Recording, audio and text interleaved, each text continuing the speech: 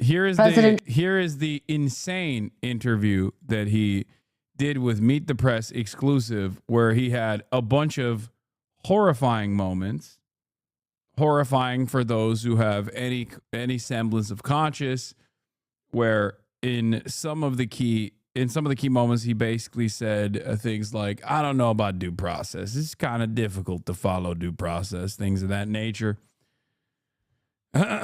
So let's take a look. Trump, welcome back to Meet the Press. Thank you very much. Thank you so much for being here to mark your first 100 days in office. It has been an incredibly busy 100 days. You've signed more than 140 executive orders. You've been focused. When he starts taking Q&As, we'll get to Trump live, by the way, because he's signing executive orders again, and he's most likely going to do a Q&A afterwards. But when the Q&A starts, we'll get to it. But before the Q&A, we'll listen to some of his statements here. Focused on the border, the economy, foreign policy. What is your biggest goal in the next 100 days? Well, I think we're going to see a lot of results. We've already seen them on the border. We have the best border in the history of our country. It was 99.999, and nobody ever thought that was possible. In fact, Biden, if you remember, said he has to get legislation. And I said, no, you just need a new president. And I guess I was right. We have the best border we've ever had. We're doing great on illegal immigration. We are being hit hard by judges that I think they're trying to take away the power of the presidency. I was elected in a massive landslide and a big vote. We won the swing states. We won the popular vote. We won the district votes by tremendous numbers. We won everything. And one of the primary reasons I was elected was to get people out of our country that were allowed. We have prisoners, we have murderers, we have terrorists in our country, we have people from mental institutions that are seriously insane. They all came in through Biden's open border policy, and I was elected to get them out and to seal the border, but to get them out. And we'll have judges, they're activist judges, they're saying, well, you don't have the right to take out murderers and people that you don't even want to talk about. These are really some really bad criminal people, and they're here illegally. So, they talk about your next question will be due process, but they talk about due process, but do you get due process when you're here illegally? We're going to talk about all of that. We are going to talk about deportation, but I want to start on the economy, sir, which obviously the biggest issue for voters. We got new numbers today, better than expected job numbers. Much better. At the same time, the economy shrank in the first quarter. You've been arguing all week that this is President Biden's economy. Is this now your economy, sir? Well, I think certain aspects of it are. Costs are. I was able to get down the costs, but even that, it takes a while to get them down, but we got them down good. We lost $5 to $6 billion a day with Biden. $5 to $6 billion. And I've got that down to a great number right now in a record time. We're talking about 100 days. But just think of what that is. $5 billion a day we're losing on trade. And we were very tough with China, as you know. We put 145% tariff on. Nobody's ever heard of such a thing. And we've essentially cut off trade relationships by putting that much of a tariff on. And that's okay. We've gone cold turkey. That means that we're not losing. We lost $1 trillion to China.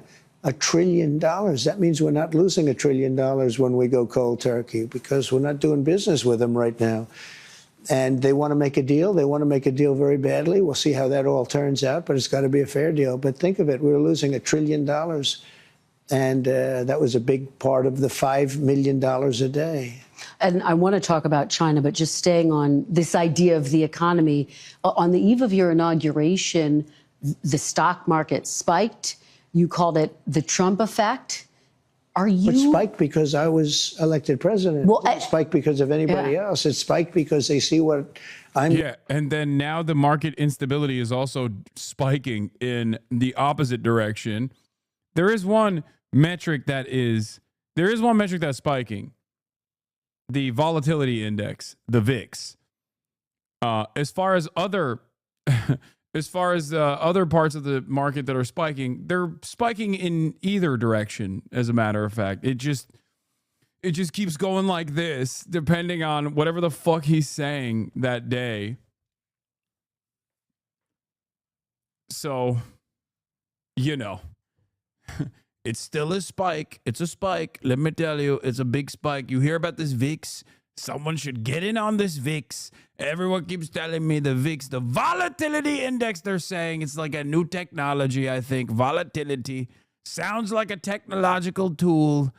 You know, they call them groceries. I call them, as they call it, volatility index, as they call them.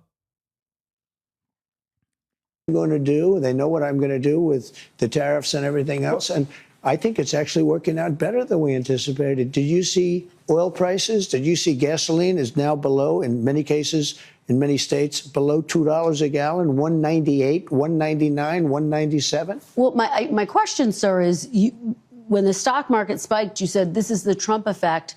When the numbers weren't so good earlier this week, you said it's the Biden effect. Are you only taking ownership of the good numbers and not the bad numbers? Well, I think he did a lot of very bad things, and despite some of the bad things, we're overcoming them. But he was bad on the border. He was bad on the economy. We had the worst inflation in the history of our country. Look, Biden gave us the worst inflation in the history of our country. People, it didn't matter what they made because they were losing their shirt because of costs. Now take a look at what happened. Oil is down, gasoline is down, groceries are down, eggs. You were the one that asked me. You asked me about eggs. It was the first week. I didn't even know anything about what were you talking about. Egg prices were so high you couldn't buy eggs. They didn't have any eggs. And they said Easter is going to be a disaster. Well, we had Easter at the White House, and we had thousands of eggs, and they were down 87%. Yeah, a lot of that, of course, spike was because of bird flu. But when does it become the Trump economy? Why do you say that? Well, tell me, we had the same bird flu as he had. When does it become the Trump economy? It partially is right now, and I really mean this. I think the good parts are the Trump economy, and the bad parts are the Biden economy. Yo! Dude, yes! Yes! You rarely ever hear such clarity, okay? Yeah, the good parts are me. The bad parts are Brandon. It's how it is. It is how it is. Well, okay, it's all bad. So what's up? It's all Brandon. It's all Brandon. How are his supporters defending this? Dude, at a certain point, you have to realize, it's no longer about, like, accurate information. It's no longer about exercising critical thinking. We have long passed that point. All politics is devolving into cults. This is something that you can experience even with, like, the debate that I had, the quote unquote debate that I had on Friday. Okay. Everything is turning into cults. Everything is basically turning into, like, I parasocially love this person, Donald Trump. He is my GOAT. He is my king. He is my legend. He can do no wrong. Everything he says is awesome.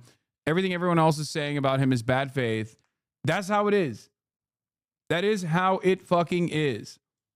Okay?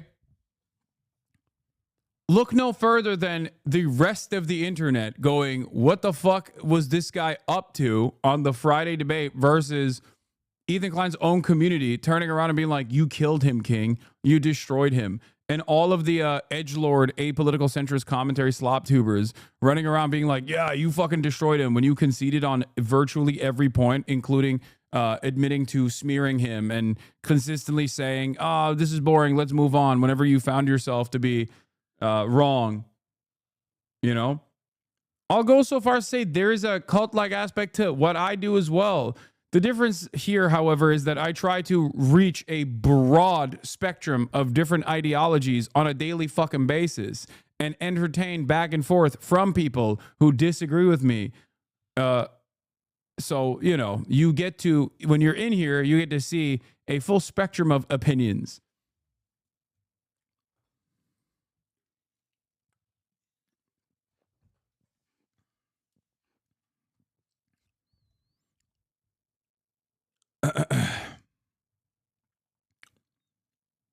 Economy, because he's done a terrible job. He did a terrible job on everything, from his auto pen, which I'm sure he knew nothing about some of the things he was supposedly signing, to immigration. You look at what happened with immigration, how bad it was. Think of it. We have murderers, 11,888 murderers, many of them murdered more than one person. Think of that. And they're in our country. Now, we've gotten a lot of them out, and we know who many of them are, and we're on the hunt. But why would anybody do that? Why would anybody, who could do such a thing where they'd allow hundreds of thousands and even millions of people into our country, or criminals and murderers at the highest level? Who would do this? But, sir, you acknowledge when you announced your tariffs, for example, the stock market dropped. It's been volatile. It has since gone up. It is, do you but now take it's going up. responsibility Look at for that? today. Yeah. Do you take Look, responsibility when it drops? Ultimately, I take responsibility for everything, but I've only just been here for a little more than 3 months. But the stock market, look at what's happened in the last short period of time. Didn't it have 9 or 10 days in a row, or 11 days where it's gone up? And the tariffs have just started kicking in. And we're doing really well psychologically. I mean, the fake news was giving me such press on the tariffs.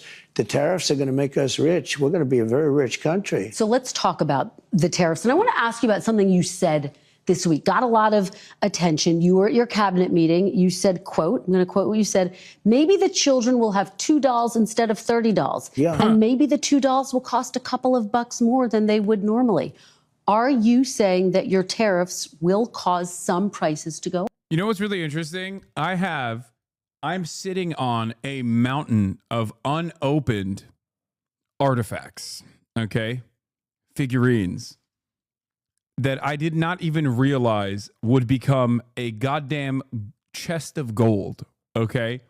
Like, you can't really see from this angle on the camera, but like above, behind me, all over this room are figurines that are now going to be like $1,000 a pop. I never thought that this would be a moment where I could just be like, listen, dude, your line ass saying you don't invest. Yeah, I have invested. I've never even taken them out of the box. No boo-boo lemons? No boo-boo lemons. None of the boo-boo lemons. Boo-boo lemons, folks. Cutie Cinderella. She's a very nasty lady. Very nasty. Said so many nasty things about me. I made sure she can't get any boo-boo lemons at her deco den. No more le boo-boos. Go up. No, I think the tariffs are going to be great for us because it's going to make us rich. But you said some dolls are going to cost more. Isn't that an acknowledgement that some prices will go up? I don't think a beautiful baby girl that's 11 years old needs to have 30 dolls. I think they can have 3 dolls or 4 dolls. This is like, this is just like degrowth. I don't know. He's just, it's like, that's right. It's they're calling it degrowth. That's right. This is not a leftist, not a Marxist, communist, fascist position. This is now the position of Trump. Because what we were doing with China was just unbelievable. We had a trade deficit of hundreds of billions of dollars with China. When you say they could have $3 instead of $30, are you saying they don't need Americans $30. could see empty store shelves? No, I'm not saying that. I'm just saying they don't need to have $30. They can have 3. They don't need to have 250 pencils. They can have 5. But you're basically saying there could be some supply shortages because of the tariffs. We don't have to waste money on a trade deficit with China for things we don't need, for junk that we don't need. Well, prices are already going up on some popular items, tires, strollers. This is such a dishonest interview already.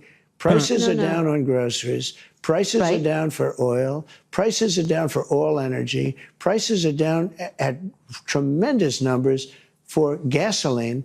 And let me tell you, when you have the big thing, what he did, he spent like a stupid person, which he was, but he spent like a very stupid person. And that was bad for inflation. But what really killed us with inflation was the price of energy. it went up to $3.90, even $4, and in California, $5 and $6, right? Okay. I have it down to $1.98 in many states right now. When you go that much lower on energy, which is ahead of my prediction, because I really thought I could get it down into the 250s. We have it down at $1.98 in numerous places. But when you say costs are going up, even mortgage rates are going down. Well, but let me give you some examples. These are actual examples. So you're saying the prices that are going down, some prices are going up.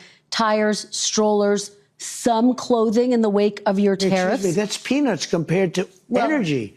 Energy is 60% of the cost. But sir, you you campaigned on a promise to bring prices down on day Well, I don't know. When one. You say strollers are going up, what kind of a thing? I'm saying that gasoline is going down. Gasoline is thousands of times more important than a stroller someplace. But what do you say to Americans who say they voted for you because they want and they need relief right now? And they're getting it. Right now? What about those even mortgage rates? different items I just Mortgage mentioned? rates are going down, despite the fact that we have a stubborn Fed. But you said even dolls could cost a couple bucks more. Maybe they might, but you don't need to have, as I said, $35. You can have 2, 3, 4, and save a lot of money. We don't need to feed the beast. I guess you're talking about this transition cost. I never thought that in my entire life, I never thought I would hear a Republican American president say these fucking words, like advocating for degrowth openly. It's just like, yeah, why do you need so many treats? Like, this is so crazy. This is like, does he not realize that this is what allows Americans to not revolt? Like, the only thing that maintains American stability is a steady flow of treats. You take away our health care, you take away all of the social safety nets, the infrastructure is underwater. Every single day is another awful thing taking place in real time. People are horrified about the future and what it holds for them. But the one thing that keeps everyone alive, that maintains stability, is treats. And now Donald Trump, who some might even say ran on lowering the cost of treats and making them bountiful once again, is turning around and saying, you don't want the treats. Oh my God, Kohei Saito said based. This is Kohei Saito is a Japanese academic, Marxist academic, who is famously a big degrowth advocate.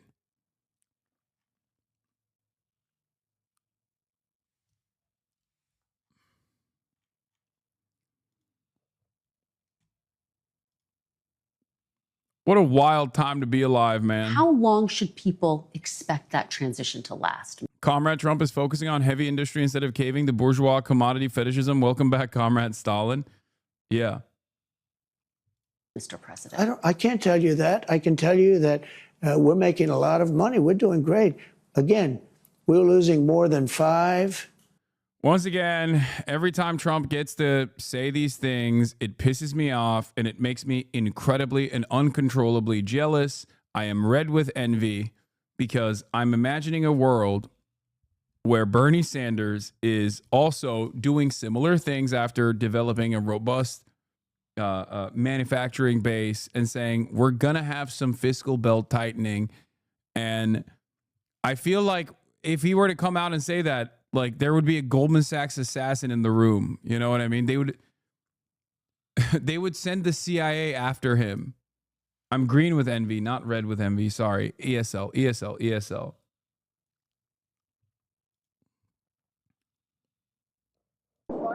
Yeah. Ay.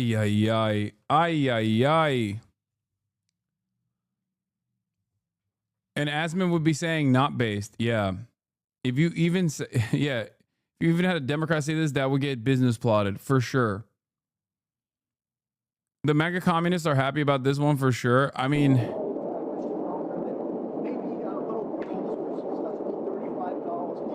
oh God, we can't hear anything. What is happening here? Listen.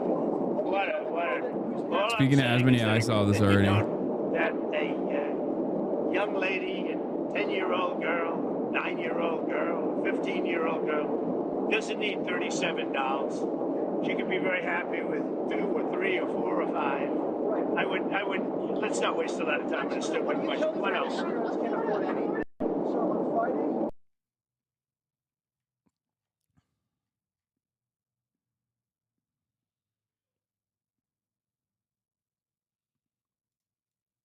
Fuck you, piece of shit. I hope your entire family goes down the same way you will. Walter Fart. Are you talking to Donald Trump? Sometimes I can't tell if like they're responding to what they see on the screen or if they're saying that about me. It's always interesting trying to understand where this is coming from, you know? Like where I'm talking to you, R word. Okay. What did I do?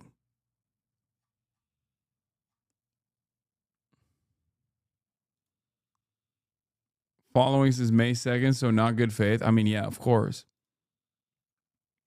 He's like, fuck you, dude. How dare you talk about our base, glorious, MAGA communist king, Donald Trump? He is advocating for degrowth. You fake ass monster. $1 billion a day. The children deserve less toys, dude. Shut the fuck up. $5 billion a day. You don't talk about that. And right now, we're going to be at a point very soon where we're making money every day. Look. How soon? We were losing hundreds of billions of dollars What's with the China. anger from this guy? Now Maybe we're he'll tell essentially us. not doing business with China. Therefore, we're saving hundreds of billions of dollars. Very simple. You take me.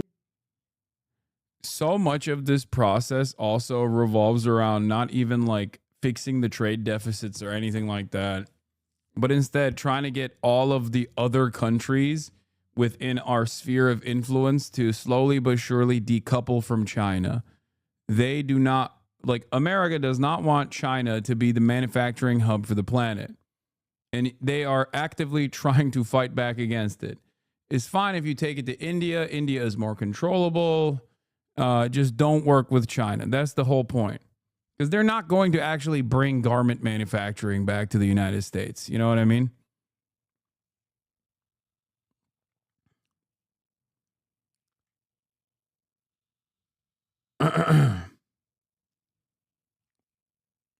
So I don't know. I don't think this is going to be able to. I don't think he's going to see much success in this regard. To my next question, which is about China. They've been making a number of public statements.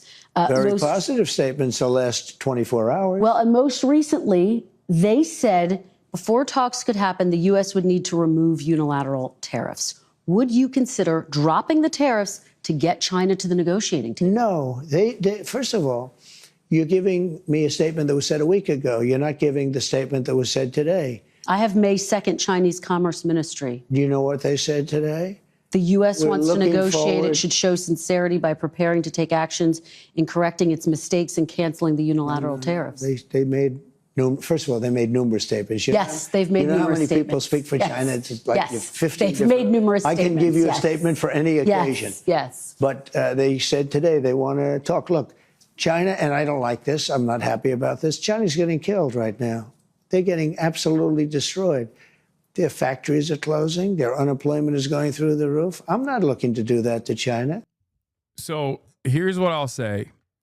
I was talking to a friend of mine about this, and he actually had a really interesting analogy where basically right now it looks to be by Western analysts, and I don't think that this is, I don't agree with this analysis in general, but like the analysis is that China is on a three-legged stool and it's under a lot of pressure. You know, there's issues with its real estate market, and they have issues with They have issues with their birth rate decline. And there's not a lot of great future prospect for China. This is the analysis from the Western world, right? From Western analysts.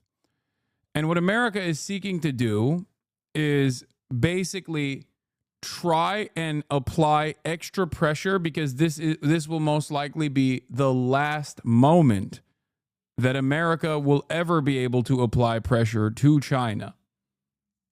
Okay? They say this is the last moment that they will ever be able to apply pressure to China. It's the last moment where America has an opportunity. So Trump is doing this like incredibly cruel and a ridiculous scheme to try and force every other trade partner of China to decouple from China.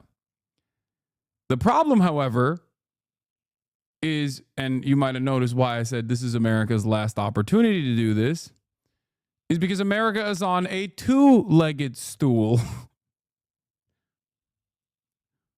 So even I think Western analysts that cope about China's positioning on the global stage as a trade partner,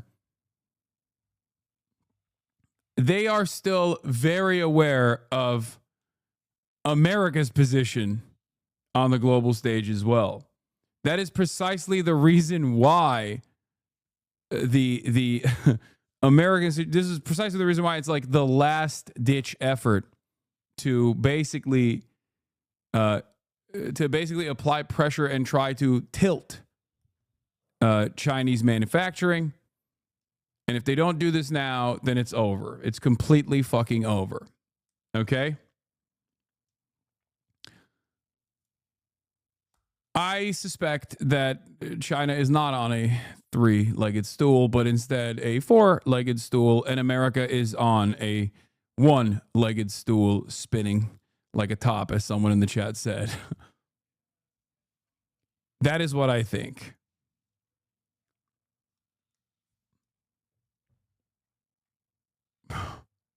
America's on a one-legged stool spinning like a top, and the leg of the stool is also made in China.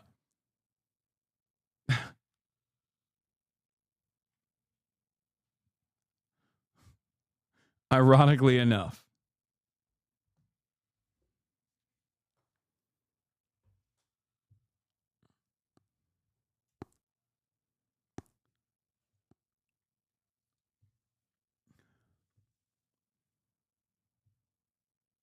The analogy with a three-legged stool is that it means it doesn't wobble at all. A four-legged can wobble. Okay, whatever. Fucking two-legged stool for China and one-legged stool for America then. That is the analysis. And yet, it seems to me like maybe it's not going the way that America thought it would. As ASEAN joins Japan, China, and South Korea in protectionism warning. Finance and central bank chiefs reaffirm commitment to free trade. Here's the statement. Not paywalled. China, Japan, and South Korea and the countries of ASEAN just issued a joint statement in which they take a unified stance against escalating trade protectionism. A clear reference to Trump's tariffs. They write that their common policy priority is to reinforce long-term resilience of the region, which, given the policies they detail, clearly means building financial and trade infrastructure that aims to reduce their exposure to the United States. The statement outlines a comprehensive strategy to strengthen trade between the signatories, enhance local currency bond markets, and reduce dependence on Western financial institutions via, for instance, their expansion of the Chiang Mai Initiative Multilateralization, CMIM. Particularly notable is their explicit support for the Regional Comprehensive Economic Partnership, the RCEP, ACN, the world's largest trade agreement that includes all signatories but not the United States. All in all, Trump is achieving the unthinkable, bringing East and Southeast Asia together in an economic bloc that seeks to de-risk itself from America. Now, I don't know if this is just strategy so that the other signatories can leverage America for more, because that could be the case. or if this is a real shot directly at Trump to say, we are not decoupling from China. I know that that is your demand, but we're not going to do that. They are far too valuable a trade partner for us to sever ties with. So we will not do that, especially because if they were to do that, there is no alternative. There's no alternative as it stands. There's no, like rare earth minerals, right? Rare earth minerals. The refinement process of rare earth minerals is entirely in the hands of China. They have a complete monopoly on refinement. They almost have a monopoly on procurement too, with all of the deals that they've negotiated with nations in Africa. Okay. But they literally have a complete monopoly on the refinement process. You can't do anything without that. What are you supposed to do? You can't do anything. So why would, where is the alternative? Is it in India? Is that going to happen? What is the runway for such a thing? 10 years? 5 years? Ah, yes, Twitter reporting at its finest. Twitter reporting. Brother, I'm looking at the joint statement from ASEAN +3 finance ministers and central bank governors meeting. There is no more a primary source than what we are currently looking at. The fuck do you mean Twitter reporting at its finest? Hello? Where should I get my news from? Fox News only? Where they fucking tell you that it's actually great. Donald Trump is our Lord and Savior. He's cooking big time. Is that what it is? Please tell me where I should be going to get this information.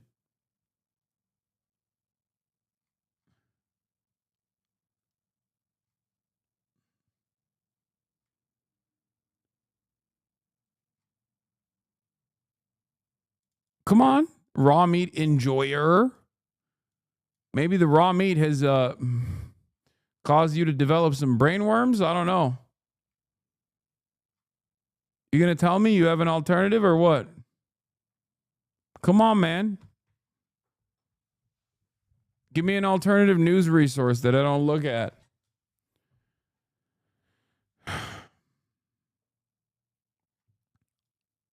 Come on, brother. It's time to own me in the marketplace of ideas. I'm shaking you a little bit. Shaky, shaky. Shake the baby. It's funny because I initially also went to Nikkei and they were paywalled. So in order to bypass the paywall, I went to the direct joint statement and it was posted on Twitter. But he didn't see that part. He just saw me on Twitter and responded like an animal.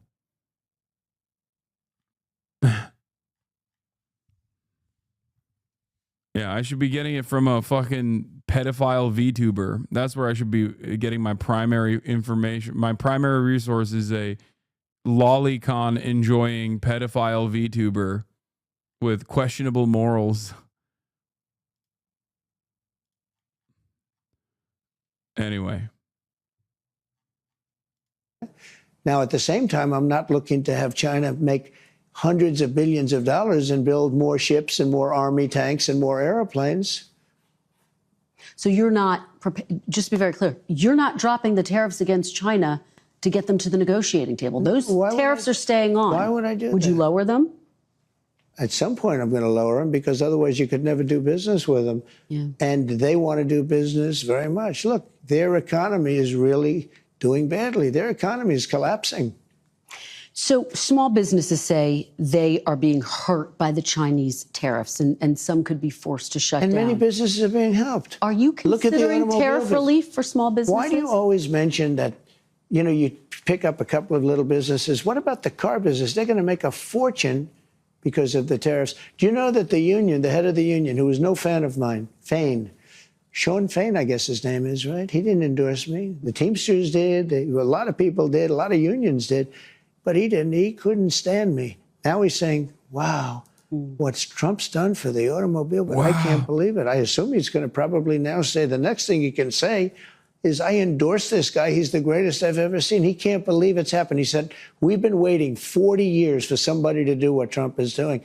So why don't you mention the big car industry instead of mentioning somebody that's doing strollers?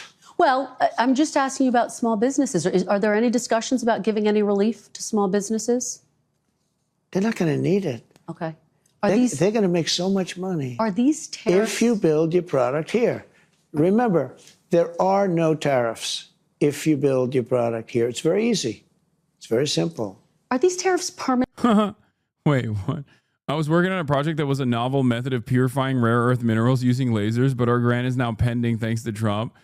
Oh my God, that's amazing. That's fucking so funny. That's just like, we're burning the candle on both ends, dude. It is, oh my Lord. It is, yeah. Half of the research team is like foreign students that, half of the research team is like foreign students on visas that have now gotten their visas revoked too, or are in detention because they were in the periphery of a pro-Palestine protest and had parking tickets. So now they're getting deported.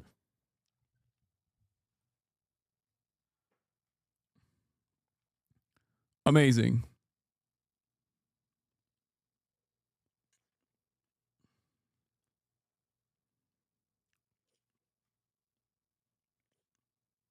Permanent, Mr. President? Depends on what you're talking about. One of the things that is going to bring and has brought, so I think we probably have close to $9 trillion of investments coming into this country. If you look at other presidents, there's never been anything like that. This is over a period of 2 months. You got to give me a little break on the 1 month because we're 3 months. But, you know, let's say we had to get started. We had a lot of. You gotta give me a little break, dude. The funniest part about this is that if he didn't do the like tariff scheme, none of this would be happening. Like, so it's not even like, oh, you got to give me 1 month, give me a little break, cut me a little break here. Like, no, you are the one who fucked it up. Like, this is your own design. Of course this was going to happen. And the medicine analogy isn't even wrong. That's the worst part. The economy is going to hurt in the short term, but we must, you know, train our crosshairs on the long-term agenda of American stability, American growth, American manufacturing. That isolated as a statement is absolutely a correct statement. That's why the likes of Sean Fain and some others have been like, listen, we think that this is irresponsible tariff trade war, but if done correctly, tariffs are not bad. You know, trade protectionism is something that we are on board with. We don't like free trade. I get it. I don't like free trade. So what is Fain didn't call it irresponsible? Yes, Sean Fain did call it irresponsible. Come on, man. I'm the #1 fucking Sean Fain dick rider. Are you kidding me? He said, if done correctly, we are on board with Trump's tariffs agenda in the automotive sector. If done recklessly, it will be irresponsible and lead to real harm.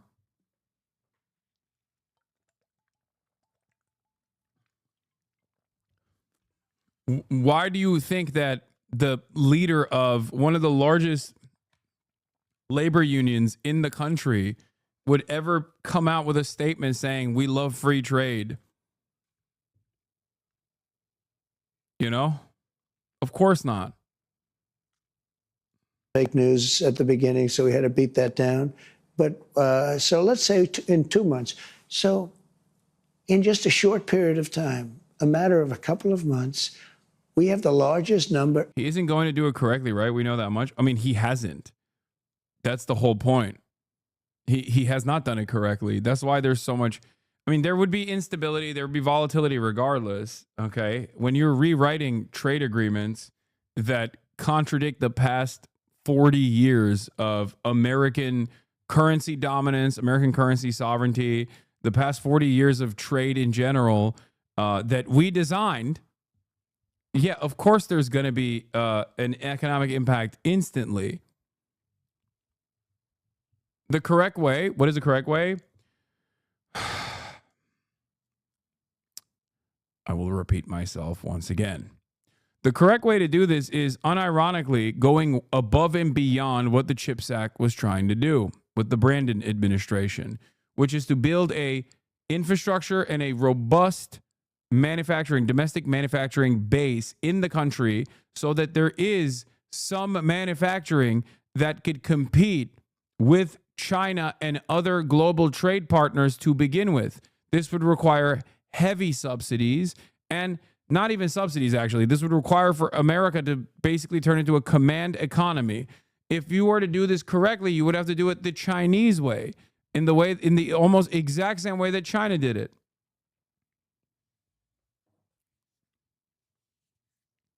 And then once you have a trained labor force ready to take on ready to take on manufacturing at its most complex form, okay, precision manufacturing, then you would be able to do some trade protectionism. And in the interim, if you were to do trade protectionism, it would require you to do trade protectionism against things that we already have trade protectionist policies against already, like car manufacturing, things like that. The problem, of course, is that we don't do that in this country. We've never done that. We just basically give subsidies out and have no expectation in return. You know, price stability, sure, right? We subsidize and then we say, all right, just keep the prices relatively low. But many of those subsidies basically go back to the profit margins so that the stock market is supercharged rather than keeping costs low and keeping wages high, which would eat away at the profit margins. And there are no consequences for not following through on this bargain anyway. There's no regulatory mechanism that turns around and tells companies to just stop doing stock buybacks, for example. There's no penalties for doing whatever the fuck you want to do. Everything is incredibly decentralized. There's also no long-term plan longer than 4 years. 4 years? Try 4 months. Try 3 months.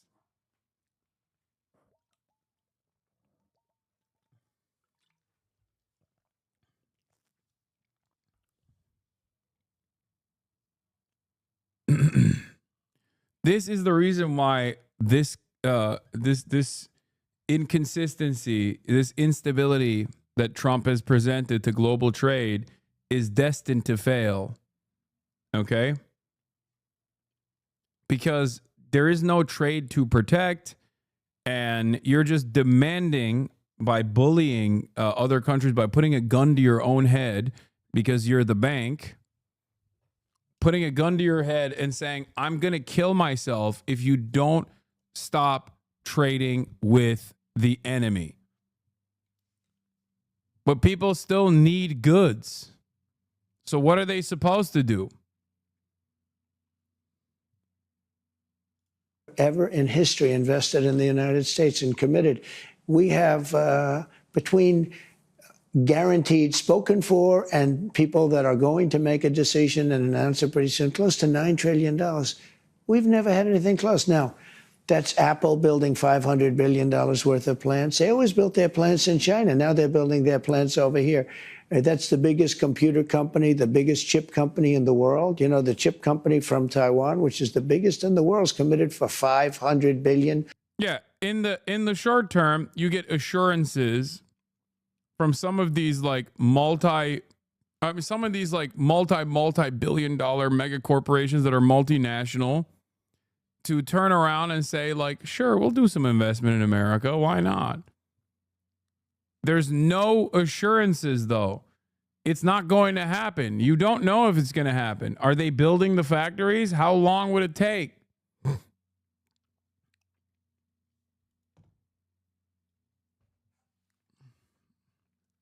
Yeah, it's like this chatter.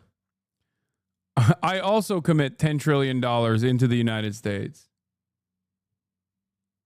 You know? Content warning, dead animal in his house. Took the day off to find some dead animal in my attic that smelled bad and ended up falling through the ceiling. Pretty sure I'm living in Sen's fortress. Oh my God. Oh my God, Asmongold. What the fuck? I can't even see the dead animal. I have no idea what's going on, but this is unironically something he posted. What the fuck? Dude, this is the face of the new American right.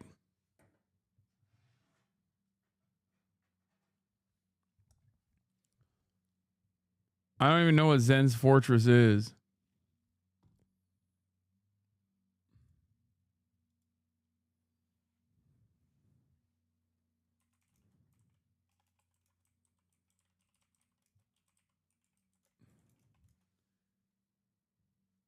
Oh, it's Dark Souls? I'm begging to play Dark Souls. It's from DS1. I played DS1. I didn't finish it. Or did I finish it? I can't remember. Dark Souls reference. I can smell this photo, man.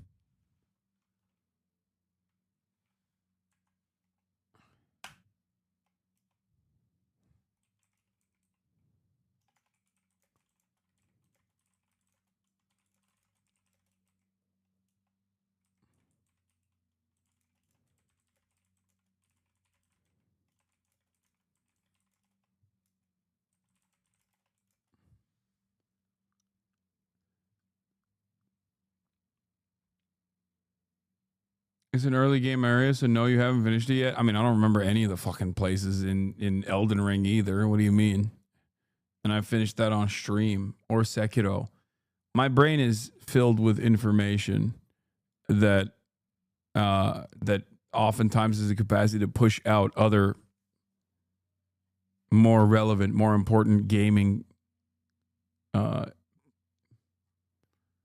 related trivia.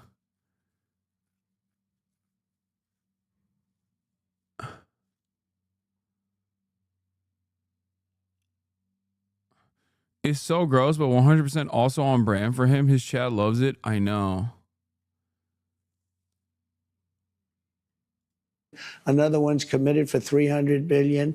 We have companies, nobody's ever seen anything like it. Let me tell you the other thing, very importantly, automobile companies, plant after plant after plant, Toyota, Honda, Ford, General Motors, Stellantis. I mean, nobody's ever seen anything like it. And I don't like this, but it happens to be. They're stopping work in Mexico and they're stopping work in Canada and they're all moving here. This is important, though. You're not taking the possibility that these tariffs could be permanent off the table. Some of them. Oh, I wouldn't do that because if somebody thought they were going to come off the table, why would they build in the United States? Let me ask you You about, understand that, right? Yeah, no, I mean, but that's why I'm asking, because there's a lot of, I think, uncertainty for CEOs, for business owners. They want to know, are these tariffs permanent? I think there's only uncertainty in the fake news. I don't think there's uncertainty. I mean, I've been very rigid, very strong on it, but I will say I'm flexible. Like with respect to parts made outside of the country, I gave the automobile companies a little extra time. You know, you're talking about 15% and then 10% of the parts put in a car. I gave them a little extra time without penalizing them.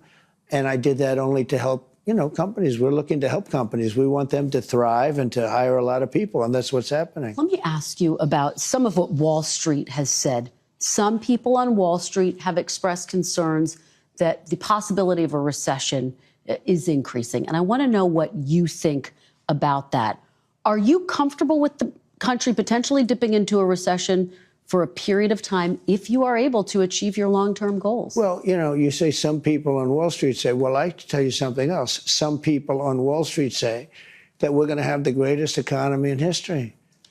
Why don't you talk about them? Because some people on Wall Street say this is the greatest thing that ever happened. Well, that's what I'm getting at. That's what I'm getting at, though. It's the same question. Yeah, there are many people on Wall Street say this is going to be the greatest windfall ever happened. And that's my question, Remember the this. long term. Yeah.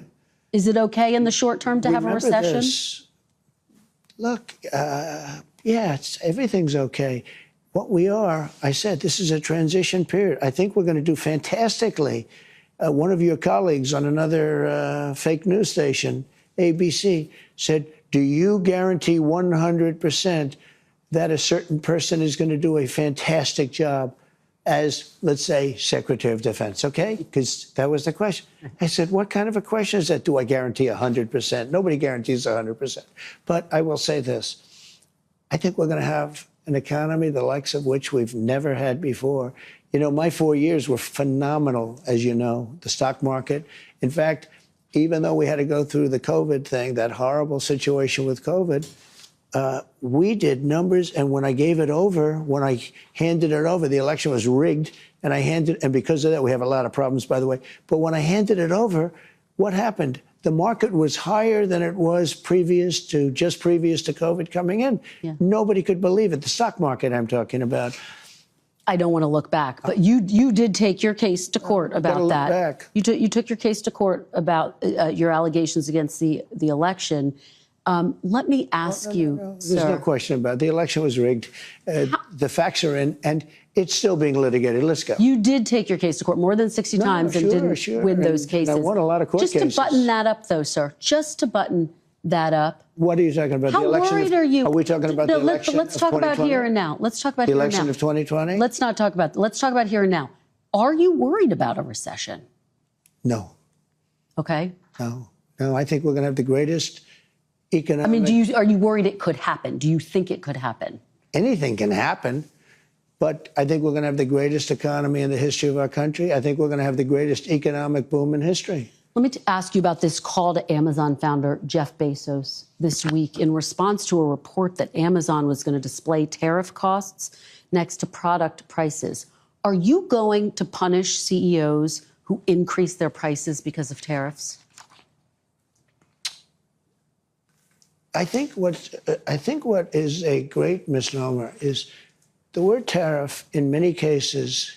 It's not, to me, I don't view it as a tax. I view it as an incentive for people to come into the United States and build plants, factories, offices, a lot of things. I think it's an incentive, but the thing that's not known is if you look back and see, oftentimes like China or Vietnam or other countries, not just China, because China's an abuser, but there are other abusers. Many of them are friends, the so-called, I say friend and foe, and friend is oftentimes worse than foe. But what people don't understand is, and this is a lot, the country eats the tariff, the company eats the tariff, and it's not passed along at all. Well, some CEOs are saying they're going to have to pass it on. So how do you deal with those CEOs? But the company, how do you deal with those CEOs? China. Famously, it's not. Companies love eating the cost. I like that he's at least recognizing that companies actually pay the tariff. But what is this? I don't know if this means anything, but I thought you were taking a day off, and then I realized I was no longer following you on Twitch. I didn't unfollow. Anyone else experiencing anything like this, or am I going bonkers? You're going bonkers, dude. Yeah. Companies famously love eating the cost. They have this they have a sense of pride, a civic duty. Remember when they did that? Remember when OPEC did that? When the invasion of Ukraine started, and then all of the oil and gas industry in America famously was like, "Oh yeah, we'll make up for the manufacturing needs. We'll actually sell to America so that you know." Prices can remain stable. Yeah. Remember another instance of companies eating the cost. Remember when they famously lowered their prices post-COVID, when there was no longer an issue with logistics.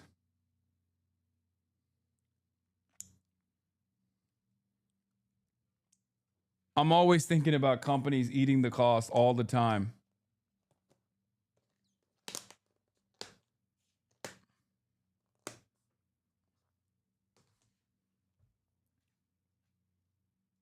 Is eating the tariffs right What do now. you say to those CEOs who are saying we might have to pass this on to the consumer? Well, they say that because maybe it's to their advantage to say it. Will Maybe you they punish don't- them? No, because you know what? I want them to build plants in the United States. That way they don't have any tariffs. See, tariffs will, and not only will, look at what's happened. In 2 months, we're close to $9 trillion of investment. We've never been anywhere near that. What did you say to Jeff Bezos? He's just a very nice guy. We have a relationship. I asked him about it. He said, well, I don't want to do that. And he took it off immediately. So he changed course. And will you take that same tactic with other CEOs if you I'll feel always like call people if I disagree with them. you'll... If I think that somebody's doing something that's incorrect, wrong, or maybe hurtful to the country, I'll call, absolutely. Wouldn't you want me to call? Biden wouldn't call because he didn't know what was happening, but I do. Takes me to my next question. Today's strong jobs report likely means, not clear, but likely means the Fed is less likely to lower interest rates. Well, he should lower them, and at some point he will. He'd rather not because he's not a fan of mine. Not, just doesn't like me because I think he's a total stiff. And, it's just one of those things. He should lower them. And I wish. He appointed him, by the way.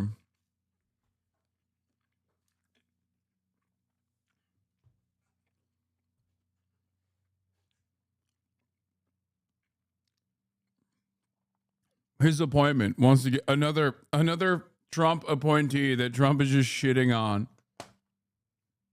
He's a total stiff. Whoever appointed this guy is a real idiot. I wish the people that are on that board would get him to lower because we are at a perfect time. It's already late, but he should lower interest rates. Do you rule out removing Fed Chair Jerome Powell? I'm not, I get to change him very quickly anyway. It's in a very short period of time. In 2026. You're not going to remove, you don't have plans to remove him before 2026 No, when his time's up? That was a total, why would I do that? I get to replace the person in another short period of time. Okay. This week, you reshuffled your national security team. Yeah. You moved National Security Advisor Mike Waltz to UN ambassador. Just to remind our viewers, Waltz, of course, started that unsecure text chain where sensitive information was shared. Mr. President, was that move a punishment? No, I just think he'll do a nice job in the new position. Marco's doing an outstanding job. No, Marco won't keep, Marco's very busy doing other things, so he's not going to keep it long term. We're going to put somebody else in. But I think Mike, who's, as you know, he's a fine guy, and I think he'll do a very good job. Knows the countries, knows leadership, and I think he'll do a very good job at the United Nations. And in the meantime, Marco's really doing something special, and it's going to work out very well. We're hearing some potential names. Stephen Miller's name, one of your longtime, most loyal aides. His name has been talked about as a potential national security advisor. Is he someone you're looking at? Well, I'd love to have Stephen there, but that would be a downgrade. Stephen is much higher in the totem pole than that, in my opinion. Can you tell us who the front runner is right now? I have a lot of people that want it. I will tell you, I have everybody calling. Everybody wants to be a part of this administration. So at some point, we'll, probably do that. There's a theory, Henry Kissinger did both. There's a theory that you don't need two people, but I think I have some really great people that could do a good job. So Secretary Rubio could continue to have both jobs indefinitely? He could, yeah, he could. But I think he even would like to probably see.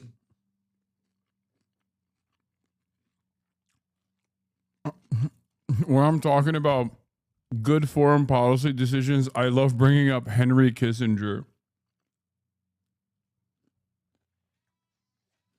Great. Because it is a little bit different. But in the meantime, he'll handle it. And I think Mike, if that goes forward, he still has to get approved.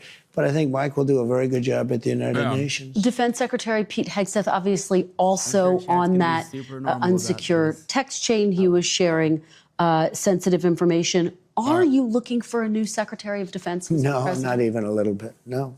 Pete's going to be great. His job is safe right now? We're doing a fantastic job against the Houthis, Little who March. like blowing ships up and Little watching them sink in the Mauricio. ocean. We're hitting them very hard. No, he's doing a very good job. His job is safe right now? Totally safe. Okay.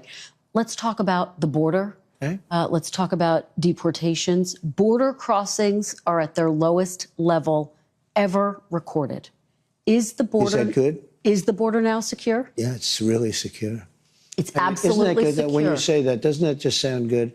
After being abused for years by an incompetent president that allowed people to pour through an open border, criminals from all over the world, murderers and insane people from mental institutions and insane asylums. Isn't it a beautiful thing when you say it's the most secure it's ever been in the history of our country? Isn't that a nice statement? Well, I'm curious to know what it means. You declared a national emergency on the southern border. The order is still in place. By the way, even it though means you're saying exactly the border's what you secure. said. It means we have the most secure border we've ever had. Well, and I guess the question complicated. becomes, when will you know that the emergency is over? Are you planning to lift it at some point? Is it necessary? Because obviously the military is involved. Will you lift that emergency? Well, the biggest emergency is the courts aren't allowing us to take really. We're going to bad talk people about out. that, but talk to me first that's about to me this. the emergency. Talk to because me first about this. The border emergency. now is not the emergency. The border is it's all part of the same thing, though.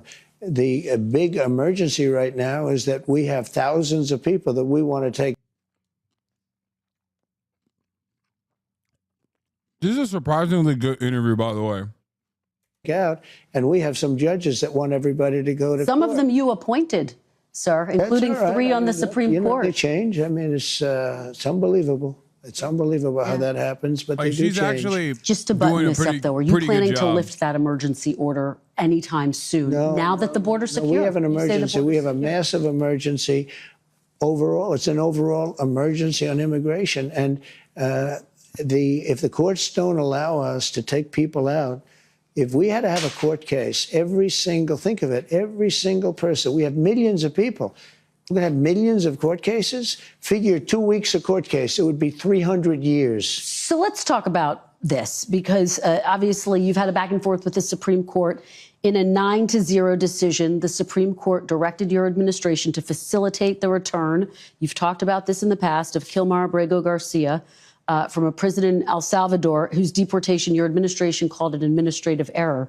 You said in a recent interview you could bring him back, but you won't. Are you defying the Supreme Court, sir? No, I'm relying on the Attorney General of the United States, Pam Bondi, who's very capable, doing a great job, because I'm not involved in the legality or the illegality. I have lawyers to do that, and that's why I have a great DOJ. We have a great one. We had a very corrupt one before. Now we have a great one.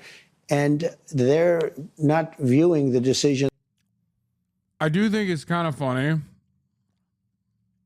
even if it's scary, that we've completely dropped all pretense that, like, the DOJ is supposed to be independent. Like, he just keeps talking about the DOJ as his lawyers. They're not supposed to be your lawyers, dude. They're a part of the Department of Justice. You're acting like they're your lawyers. And I know they are, but that's crazy to just say. We've moved beyond any semblance of normalcy.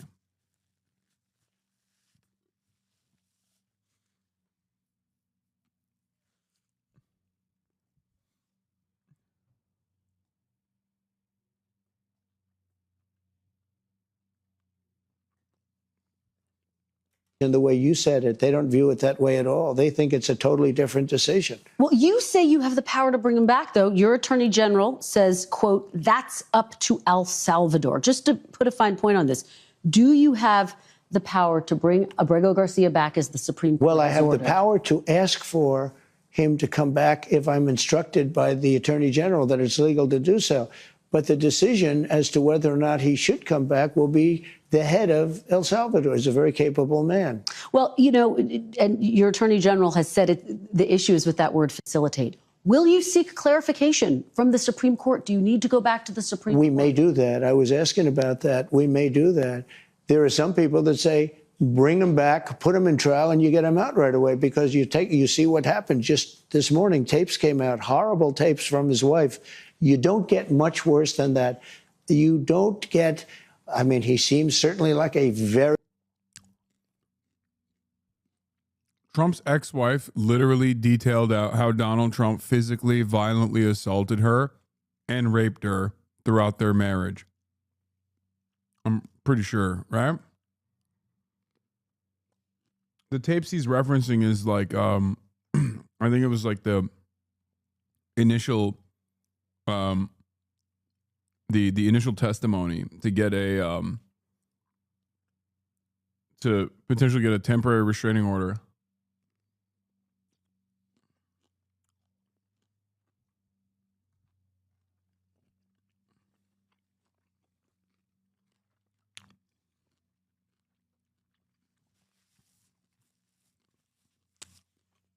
Kilmar Abrego Garcia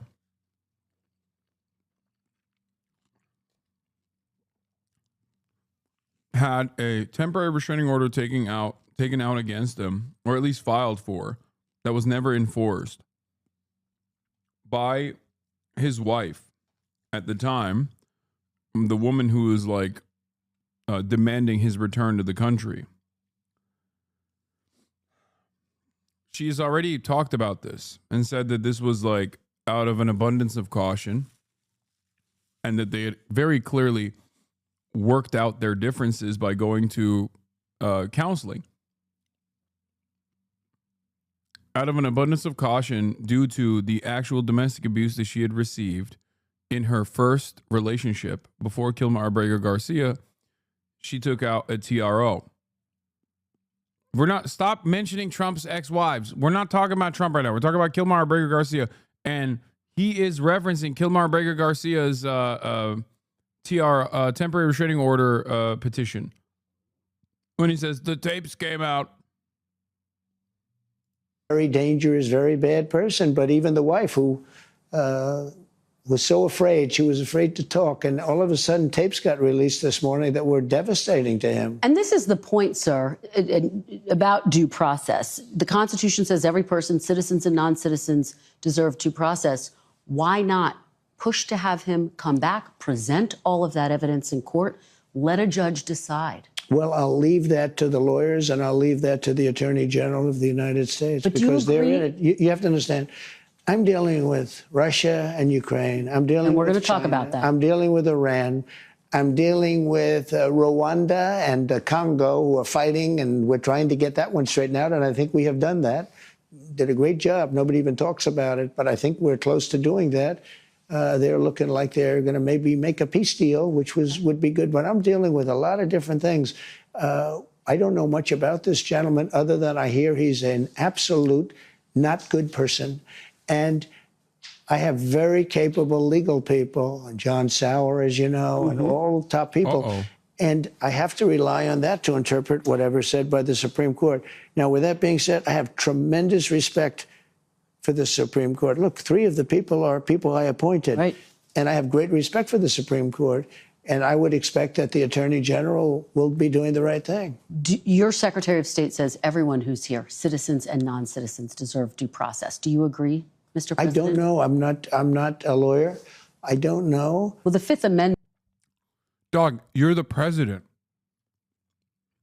You literally put your fucking hand on the Bible when you pledge an oath that you will uphold the Constitution. That's it. What do you mean you don't know? I don't know. I don't know about due process. Actually, he didn't. Okay, wait, there wasn't a Bible? Oh, he's the Antichrist, bro. Okay, whatever. It doesn't matter that he still took an oath of office. Okay? Oh my God. God, they get away with so much, dude. That type of shit is like things that Republicans would basically hallucinate the Antichrist is returning if it was like a Democrat that did something similar. First Secretary of State says everyone who's here, citizens and non-citizens, deserve due process. Oh, this is a joke. I know it's a joke, but it doesn't matter. Like, you're not supposed to admit that it's a joke. What do you mean? The entire, like, it's symbolic, but the whole point is, like, you're supposed to protect the Constitution. Due process is in it. It's a pretty important part of it, actually.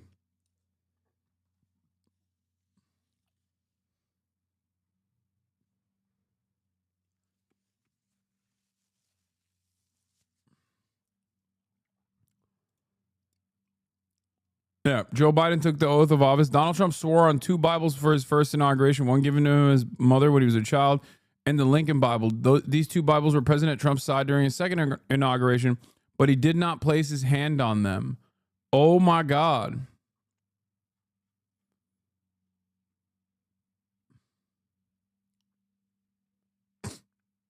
Why are you applying such a high standard to him? Why can't you account for his age? Yeah, you're right, dude. He's just a little guy. He's just old, man. He don't know what he's saying. It's fine. Who cares about due process? Fuck it. YOLO.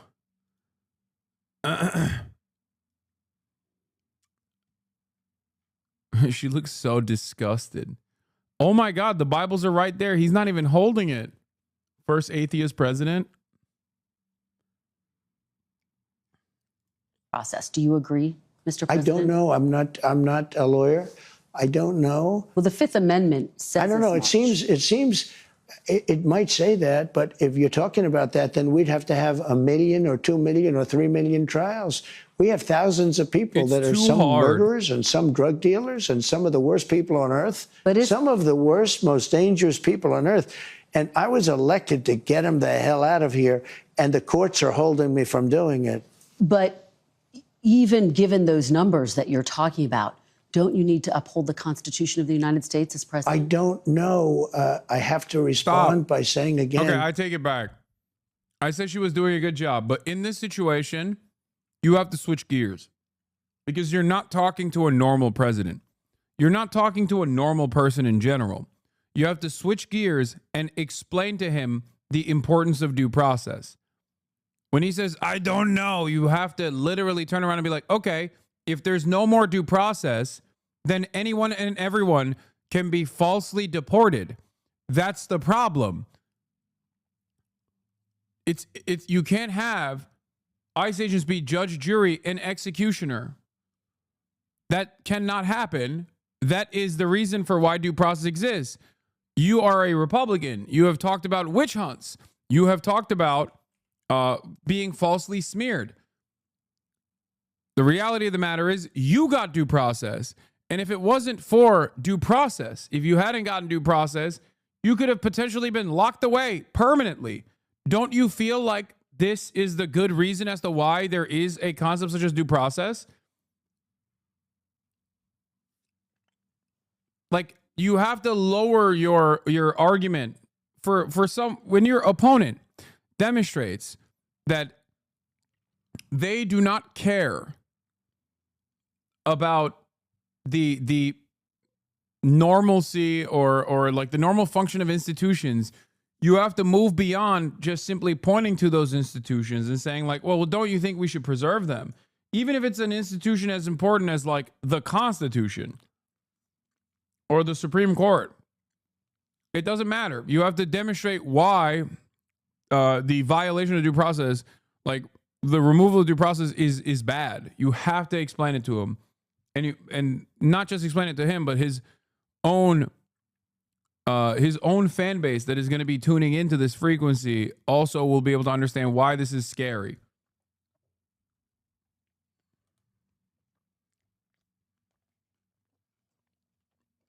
Of course, Trump could then deploy the excellent debate strategy of saying, this is boring. Don't you want to make content? And maybe start making fun of her mannerisms. And even mannerisms that she doesn't even have. This is unwatchable. You are ruining the content. This is why your ratings are low.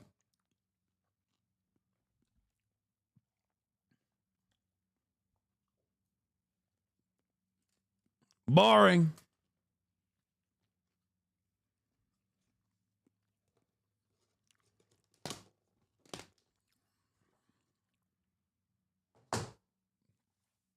What do you have to say to, I know you're at CNBC, but what do you have to say about ABC calling me a coward? What do you have to say to that?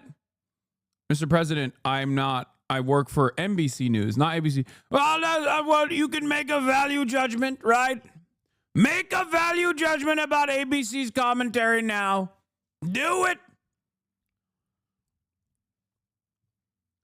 Do it now. Do it now.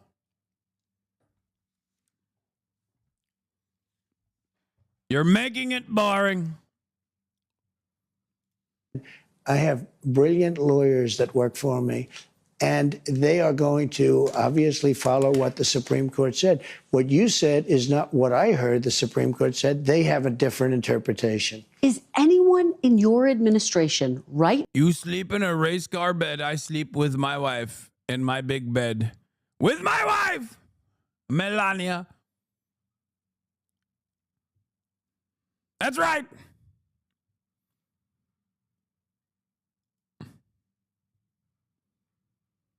It's true. Now in contact with El Salvador about returning Abrego Garcia to the United don't know you. I don't think he understands this is the major point of contention. We can't have a trial for every single person. That would be millions of trials. I don't think the Supreme Court will stand for that. I can't believe it because you know what? If they do, we're not going to have a country. No, like this is the dumbest argument against something that is supremely important to the Constitution, which is it's too hard. Like thousands and basically 1,000 years, almost 1,000 years of like liberal concepts. Okay. 1,000 years of like liberal philosophy versus one guy saying it's too difficult.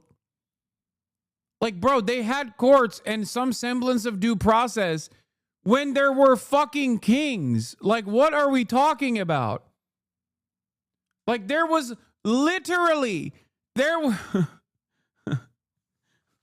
like, they had courts during fucking kings.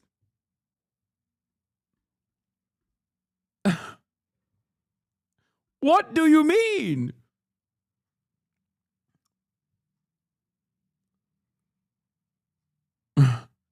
It's too difficult. It's too difficult. We can't do it. We can't do it. The UK and Sweden still have a king. Okay, you know what I mean. I'm talking like straight monarchy era, okay?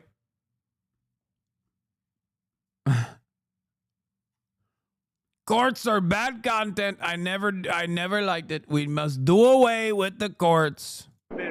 Unless they like me, in which case I will allow it. I will allow it. Trying to get very good ones. I mean, we need judges that are not going to be demanding trials for every single illegal immigrant. We have millions of people that have come in here illegally, and we can't have a trial for every single person. That would be millions of trials. The people elected me in a landslide with every single, we won every swing state, we won everything there is to win by big numbers. Not only swing state, we won the popular vote by millions of votes. They elected me, this was the number one issue, and now we have judges radicalized and they're crazy because they want us to have, if you believe this, they want us to have a trial for every person that came in illegally into our country. So they come. Yeah, I can believe it. That's what are you saying? That is how it's been done. What do you mean? Can you believe it? They want every person that I think is bad to be going through the court system. Like, what the fuck are you saying? Yes, dude, that's the law. What are you talking about? Of course, that is supposed to be the way things work. You can't just turn around and be like, look at how stupid these rules are. Can you believe it? He doesn't even acknowledge that that is a rule, by the way. He just says it's so crazy.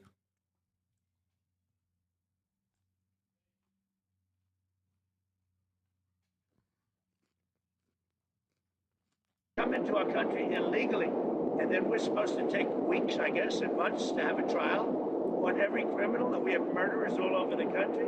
I don't think the Supreme Court will stand for that. I can't believe it. Because you know what? If they do, we're not going to have a country. Like that determination of whether or not someone is in here illegally and must be deportable is profoundly important so that citizens aren't getting fucking deported, even by his own standards. But no one has seemingly brought this up to him. Like, what the fuck do you mean it's too difficult? The whole point is you don't know. You don't know if someone is actually even an undocumented citizen. Like, what are we talking about?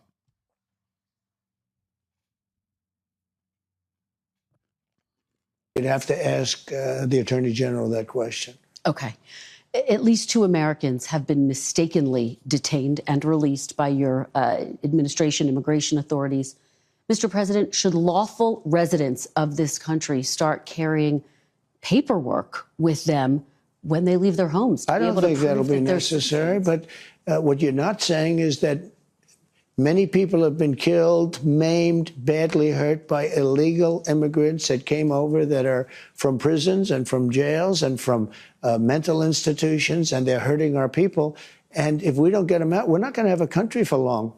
We need honest, we need honest media, and we need walls. We need to have borders. And by the way, I built a lot of walls, and if we didn't do that, we wouldn't be able to have those. You know, we would not be able to have the kind of numbers if I wasn't successful in building hundreds of miles of wall. Very quickly, sir, the last time you and I spoke in December, you said that you would consider working on getting Dreamers legal status. Dreamers, of course, those who were brought here illegally as children. Where do those efforts stand? Is that a priority for you? Well, it's not a priority for the Democrats because every time we talk about it, they don't want to talk about it because I guess they like it as a political issue, but they're not good at political issues because they still want to have men playing women's sports. Well, Republicans do control Congress right now, Mr. President. But the Democrats Are you don't. going to make Dreamers a priority? Well, you need for that, you would need to have support from Democrats, and we have no support from the Democrats. Have you had any discussions about Dreamers? Yeah, we've had discussions. We would do something. I'd love to put in beautiful immigration for everybody. But the Democrats don't want to approve anything. All they want to do is knock out a tax bill. We're trying to get approved right now the biggest tax cut in the history of our country. And if it doesn't get approved, it's a 68% tax increase. And that's what the Democrats want. They want a 68% tax increase. I want to mention something here, but just like with Jerome Powell, he's like, who could be the idiot that did this?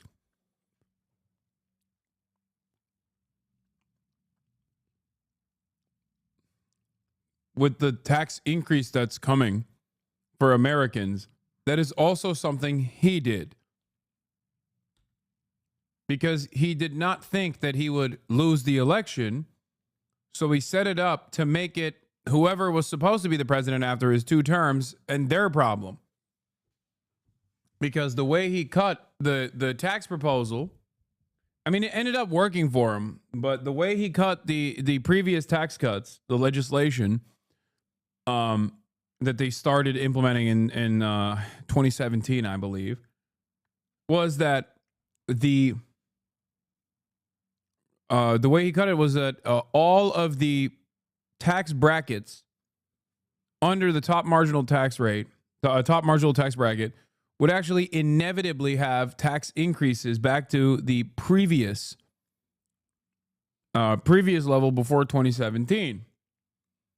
Now he wants to make those tax cuts for the working class permanent. The only tax cuts that were made permanent in the 2017 legislation was, and this might come as a surprise to many of you, the top marginal tax bracket and corporate taxes.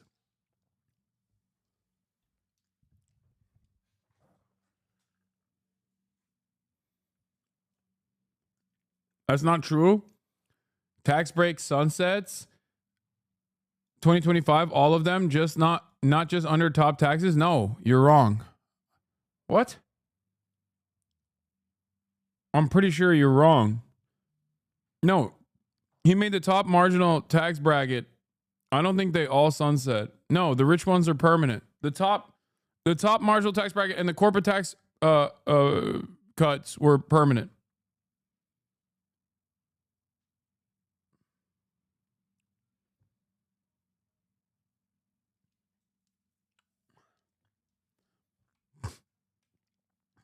Make America Great Again. I want to go back to the 50s.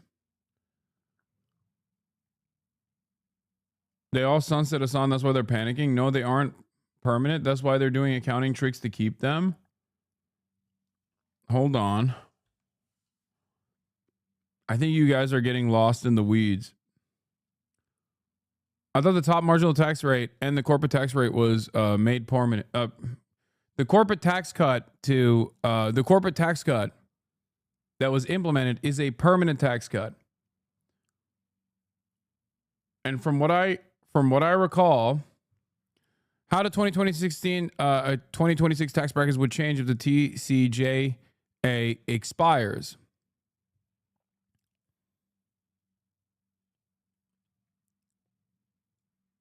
Oh shit. Wait, what the fuck? I am wrong. Damn. Holy fuck. The only one that's permanent is the corporate tax rate? I know that one is permanent. But I thought the top marginal tax rate would also stay at 37%. I was wrong. And not only was I wrong, I've been wrong for quite a while.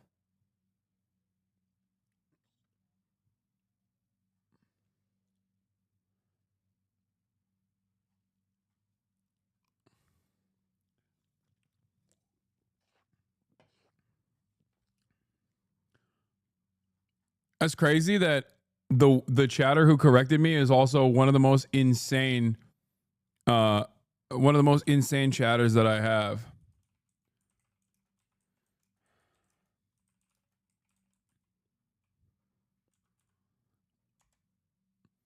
Am I having a fucking Berenstein Bears moment or some shit?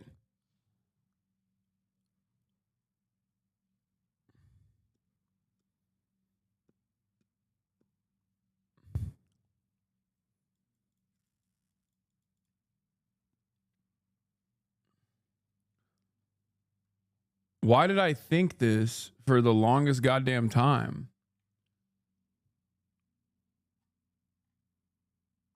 I feel terrible right now. I feel like my brain is doo-doo. Time to grift right wing? Yeah. Mandela effect, bro. Gotta watch How to Win John Wilson. We got shifted into a different timeline where MAGA communist Donald Trump is in charge. I don't think you've been wrong for a long time. I remember you explaining these at the time, and my understanding was that they're just the corporate taxes stay low. No, I definitely thought the top marginal tax rate. This I thought was permanent, and then these were slated to sunset. But I think it's because of this that I thought that it wasn't the top tax bracket, but it was the one under that stays the same, I guess.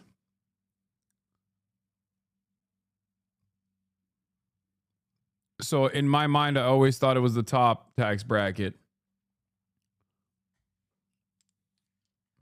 Maybe.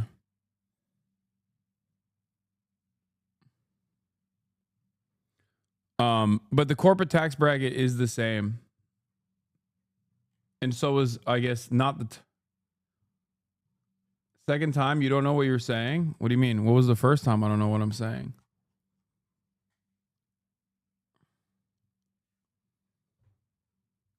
Now you have to double down and shift right. Okay, we're good. I'm doubling down.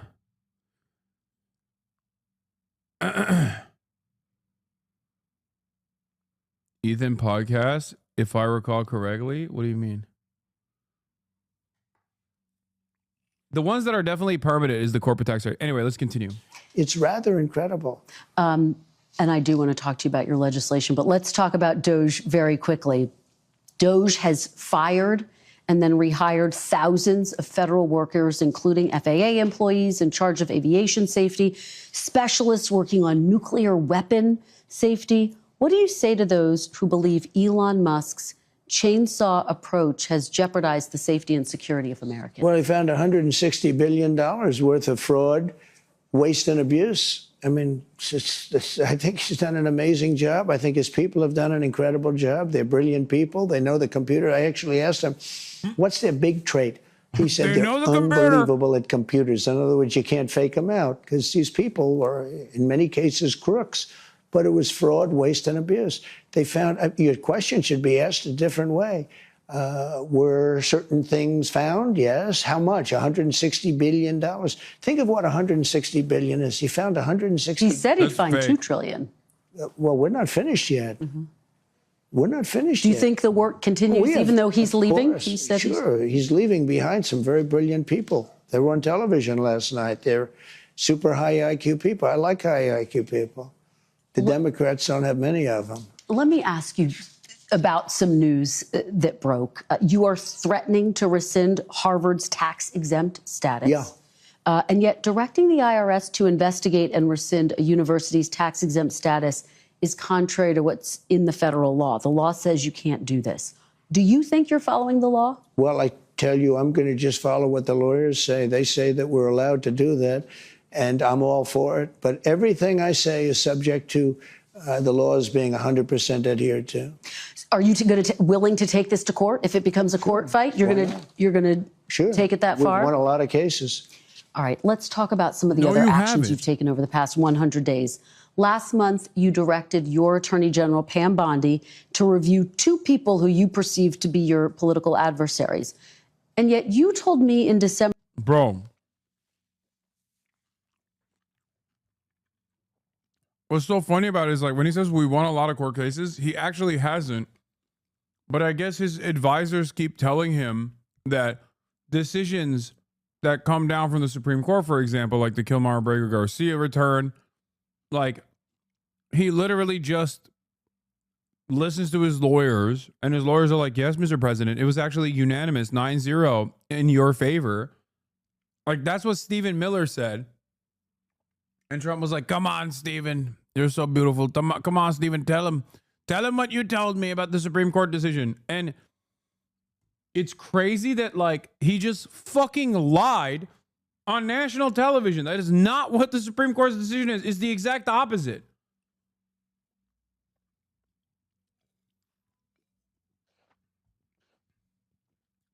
It is, the more I see of Trump on the main stage, the more I realize he is also Brandonized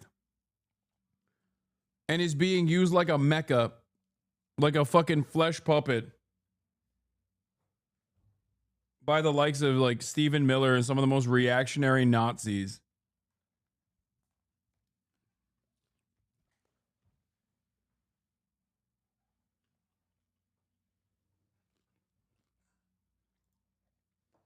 Straight up. that you would not direct the Justice Department to investigate your political foes. What changed? Well, no, I just look at people, and I'm not directing anybody. They looked at these 2 people. They might have known it, or they might have heard it from 2 years ago. One person said, he knew me so well. He was, I think, on CNN or MSDNC, but they're both failing networks. You're happy to know, even though one of them, I guess, is related to you in one form or another, although they're trying to cut him loose as fast as possible. But it was well known that this one person, it was almost like he was my brother. I don't even know who he is. Maybe he was there. Maybe he was in the Oval Office a few times as a surrogate for, you know, somebody in some form of government, along with 25 other people that sat in the back of the room or stood in the back of a room. I have no idea who this guy is. And he's out there. And then he did a book called Anonymous. I think that's really subversion. I think it's spying. It's something really bad. But you passed an executive order calling for your Attorney General to investigate that. For a long time. And the other one. Oh my God. That's so fucking insane. He's trying to say that this dude was doing espionage for writing about his experience of being in the room as like a low-level staffer or whatever.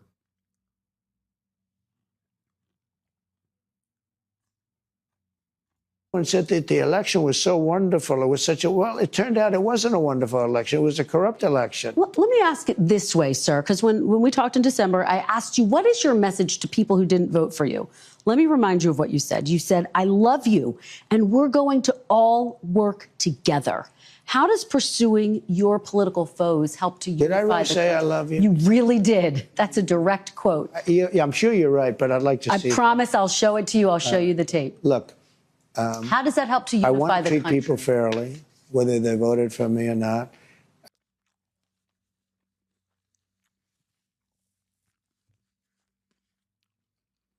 This is like Ethan Klein being like 110. You mean to tell me I've sent 110 Instagram stories?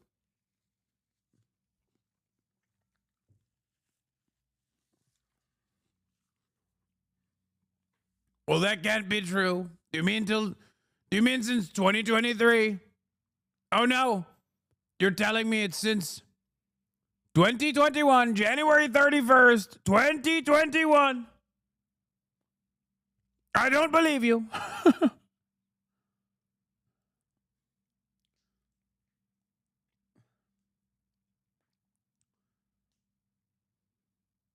I don't believe it. I want to have a unified country. It's very hard because the media is so fake, including, like even the way you ask questions. Every question is asked in a negative vein. There's a toy company that took a toddler's, whatever, but you don't talk about the fact that gasoline is down at numbers that nobody believes possible. You know why they're down, by the way?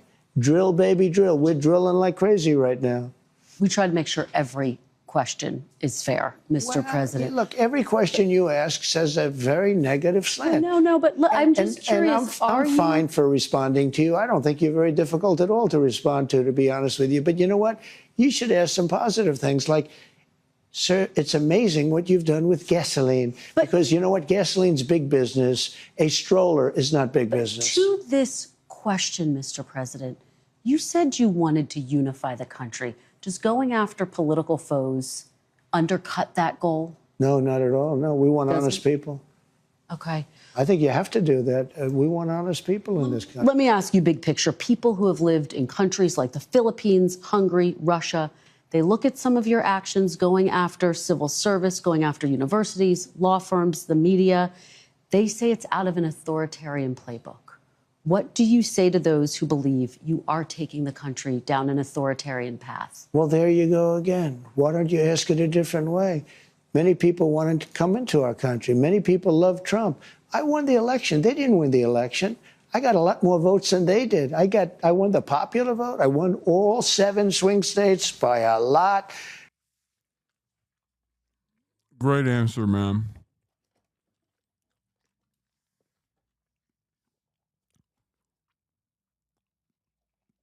Great fucking answer, dude.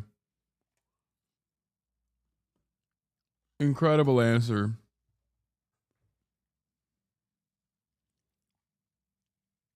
What do I say to this, you know? What do you say?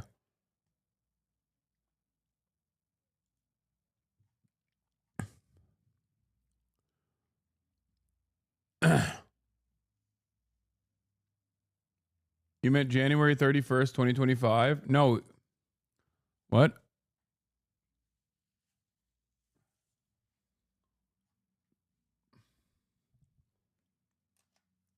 He's like, what you're doing is really authoritarian. He's like, no, I got the popular mandate. They want me to be this way.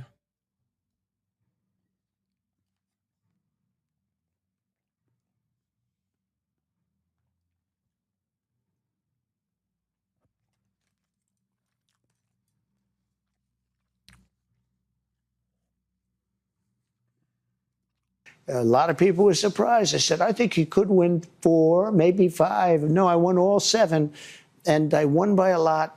And I won, actually, I think there was a lot of hanky-panky going on, but it was too big to rig. That's the good news. It's too big to rig. But let me just say, so when you make these statements about, people say this, people, well, you know, they had their chance at the election and they lost big. So you should ask the question differently. You should say, What about the people that want to be in this country? What about the people that love this country? But what do you say? I'm asking it on behalf of those people to give you a chance to respond to them. What do you say to those people, sir? Those people are going to be very happy. They're going to have to see some results. And I think we had a great 100 days. There are a lot of people that say it was unprecedented. It was an absolutely unprecedented 100 days.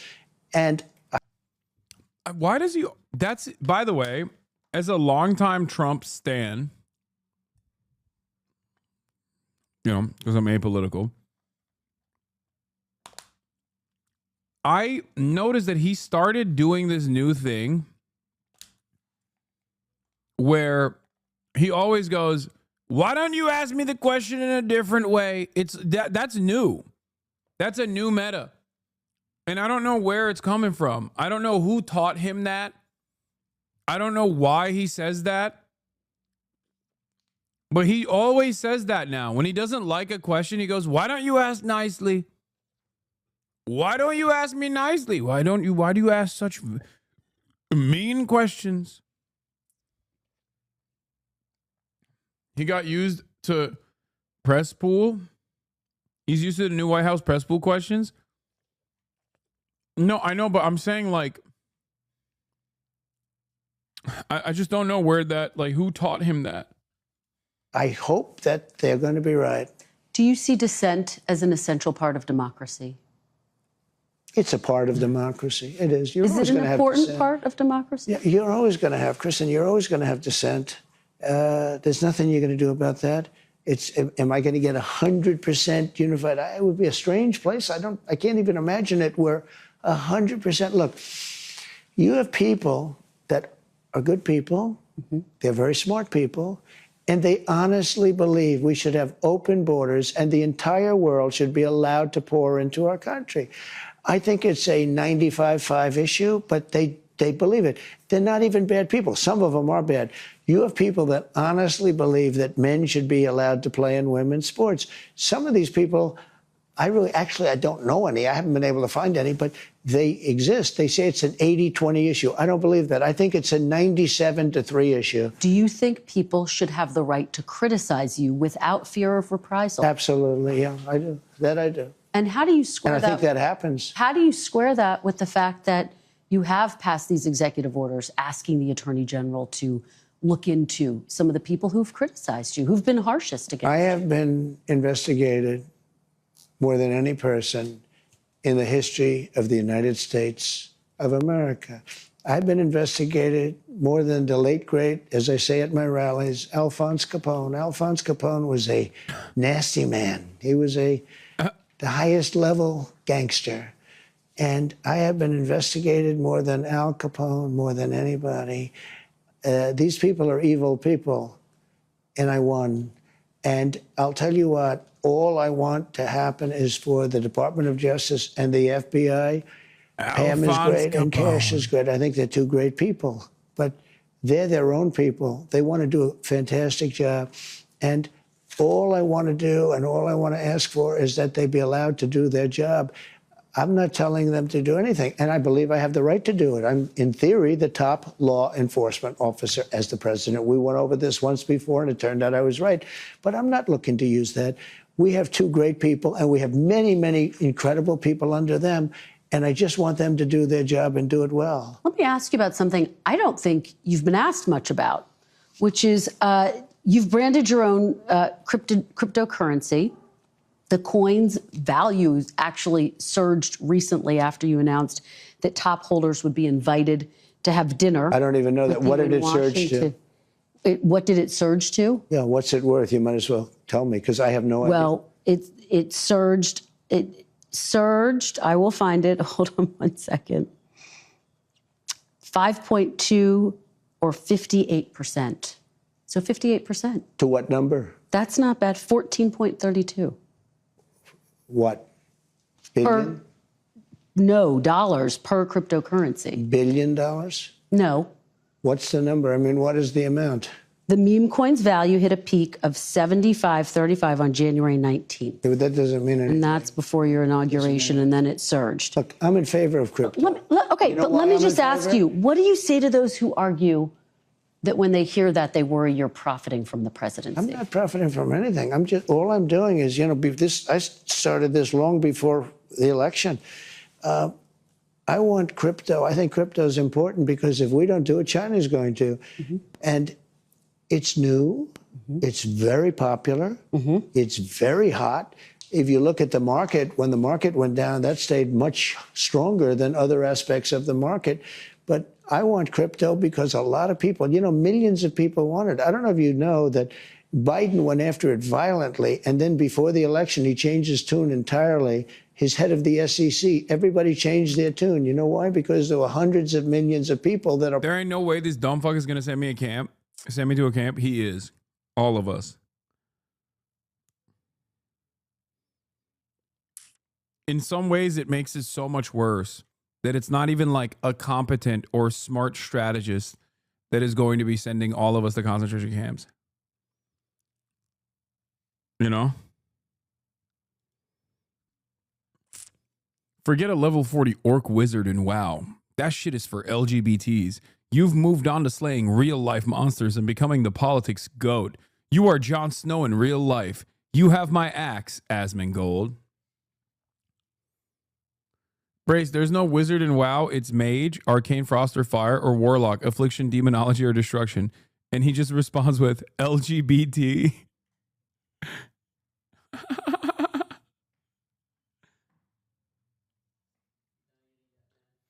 Yeah, I'm done. It's so weird. It's so weird seeing Brace interact with Asmongold. What is the world that we've... Hold on.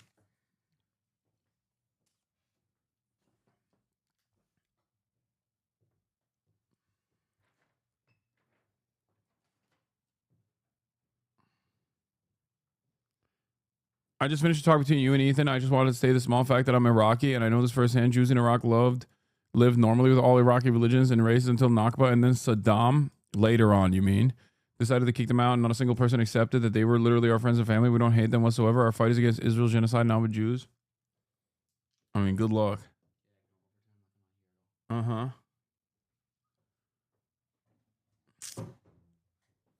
I have food over here still. Hold on, let me get that out of the way too. Yeah. That's fine. You can keep that.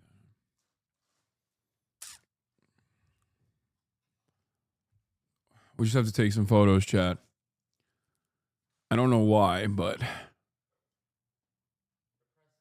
they're press photos. Headshots? Not headshots, action shots. All right. Participating in crypto, and they wanted to get their votes. So but you're not profiting off of the cryptocurrency? I haven't even looked. Has your family? I'll tell you what. Look, if I own stock in something and I do a good job, and what about back shots? No, action shots, not back shots. The fuck is wrong with you? Stock market goes up, I guess I'm profiting. But who really profits is somebody like Nancy Pelosi, who uses inside information.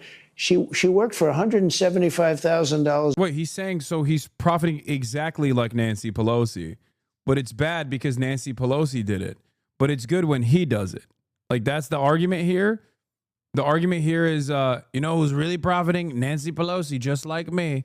But it's bad when she does it. Hold on here. I'll put the other camera on so you're not in the fucking shot. Oh, Jesus. Okay, never mind. All right, back to the... All right. A year, and that's at the high end. And she's worth $150, $200 million. Who are you paying for a puff piece this time? No, dude, you want to know how fucking no budget ass we are over here? You're laughing, but I'm saying, like, I don't have enough, I guess, press photos for some of the articles that have been written. So they're asking for, like, press shots that we take ourselves. Yeah, well, you are a professional. That's true.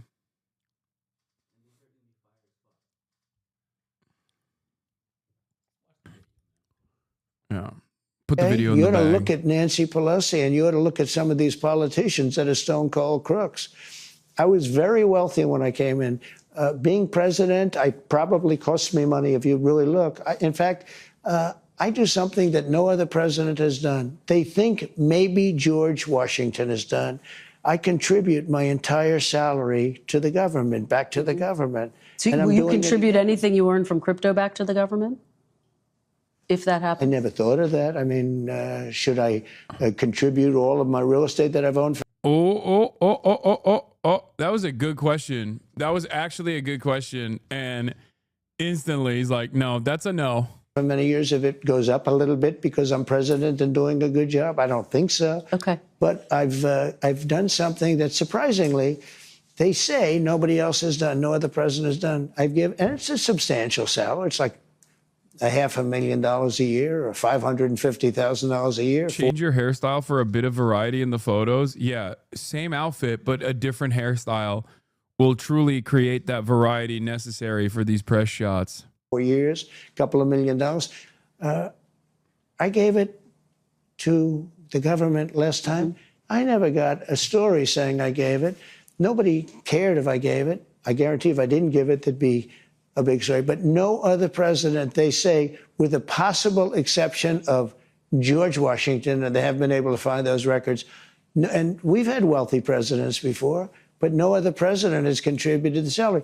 And they told me before this that you will probably be asking me whether or not I'm going to contribute my salary again, but you haven't asked that. Are you going to? Yes. You are. Okay. Yes, I am. Okay. Well, I appreciate we just made news there.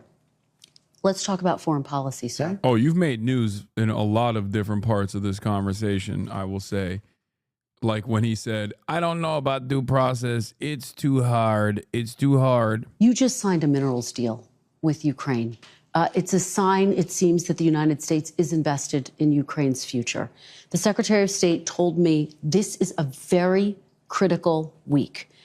Are you any closer to reaching a peace agreement between Ukraine and Russia? I hope so. How would you I characterize do believe it? we're closer with one party and maybe not as close with the other, but we'll have to see. I'd like to not say which one we're closer to, but we did do a deal for the American people that was good. We were able to get rare earth. You know, the Europeans are getting paid back. They have a loan. We didn't. Biden just gave them $350 billion. He has no idea where the money is, what happened. And at least we'll, in one form or another, get our, I don't feel so foolish. And remember this is Biden's war. This was a war that was never going to happen if I were president. This is a horrible, horrible war. And I get to see shots of soldiers through, satellite that are so terrible. 5,000 soldiers are being, 5,000 soldiers a week on average are dying. Okay. They're not American soldiers, but I want to solve the problem. They're Russian soldiers and they're Ukrainian soldiers. And if I can save 5,000 souls, I just love doing it. How long do you give both? That's why he's doing it in Gaza. My beautiful president. Oh, sorry. He doesn't give a shit about that. He wants to ethnically cleanse the entirety of the Gaza Strip. So Countries before you're going to walk away. Well, there'll be a time when I will say, okay, keep going, keep being stupid. When does keep that fighting. come? Are you close to it? Sometimes I get close to it and then positive things happen. Okay. So I hope it gets done. Chatter's asking, did you wish March a happy Cinco de Mayo or being racist? Okay.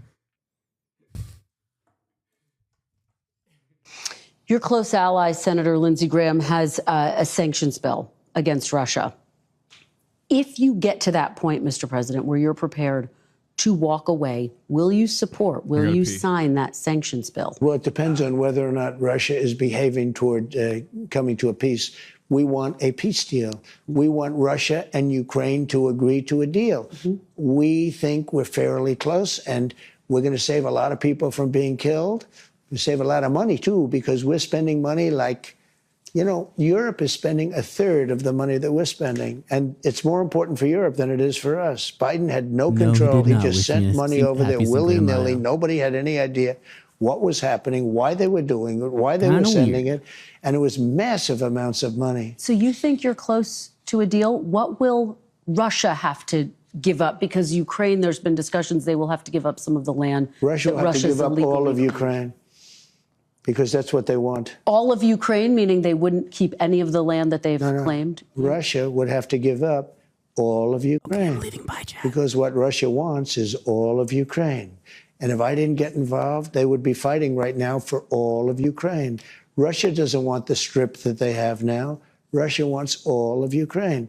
And if it weren't me, they would keep going. Do you know that the European Union leaders have asked me to call Putin so many times because he doesn't return their phone call? You posted on social media he might be tapping you along. Might be. Did you misread But you might him? be tapping me along too when you tell me how nice an interview this is going to be. So, Did you? I'm used to being tapped along. Did you in any way misread Vladimir Putin? Did I what? Misread him. Now that you're saying that, I'll tell you about that in a month from now or 2 weeks from now. I have no idea. I can tell you this: his ambition was stopped to a large extent when he saw that it was me that was now leading the charge, because he wasn't dealing with anybody in Europe. He wasn't calling him back. Do you know that I asked him, I said, did Biden ever call you in 3 years? Did Biden ever call? He said he never called. Do you know Biden didn't call him one time? And all these thousands of soldiers, hundreds, millions of... Bro, that's crazy. Putin loves me. He hated Biden. This is a good thing. This is a good thing. You don't understand it. Believe it. Vladimir, no. When I said that, he trust me, he heard me. He said, Mr. President, I will no longer do death and destruction. Of soldiers are dying, and people, not only soldiers, people dying in the cities and the towns, and the whole heritage of that country is being blown apart. I mean, the country's heritage is being blown apart. You know the steeples, those beautiful spires that you see, you know, the most beautiful in the world? Yeah. Almost 95% of them are laying in smithereens, all broken up and so sad, laying all over the ground because they were shot. It's really a bad situation. And he didn't get one phone call from Biden. The war would have never started. And by the way, for 4 years, it didn't start. I was there for 4 years. It was the apple of his eye. This was the apple of Putin's eye. There was no chance he would have gone in. What's the red line for you? At what point do you say, that's it, we're walking away? Well, you'll know. I mean, there'll be a time when I may say that. And if I do, there may be something I can't, maybe.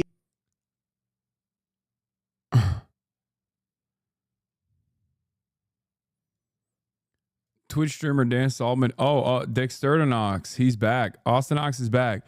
Twitch streamer Dan Saltman posts screenshot of HasanAbi stream thumbnail showing anti-Semitic bar sign to target Twitch advertisers. When shown the clip is of Hasan reporting on it as anti-Semitism, he tweeted, "Context matters, guys," and blocked the account sharing the clip. Ha ha ha. Hasan's commie dick sucks are mad. Context matters, guys. Live by the context swastika sword. Die by the context swastika sword.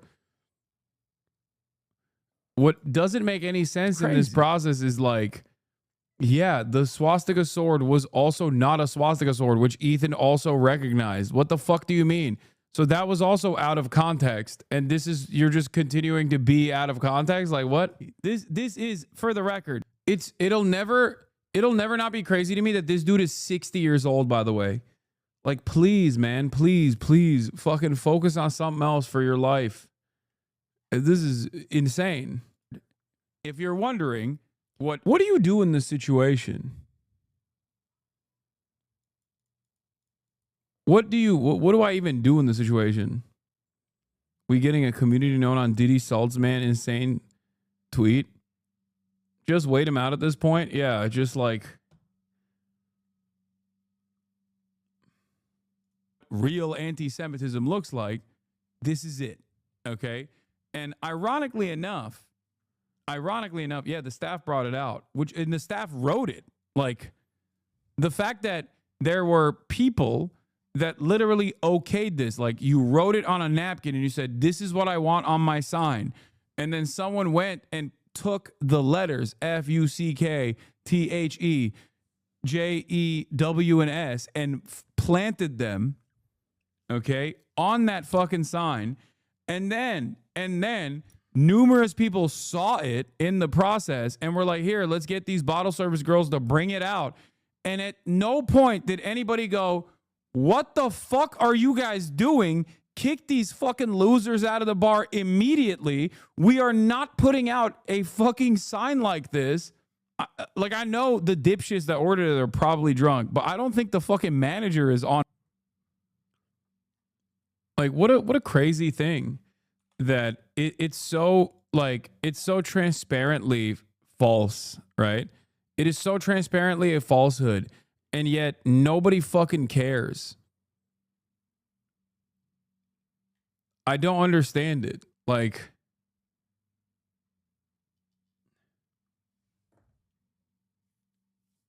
he was tweeting about how much damage they can do now with E-fans on their side. They were always on his side. What do you mean? When have they not been on his side?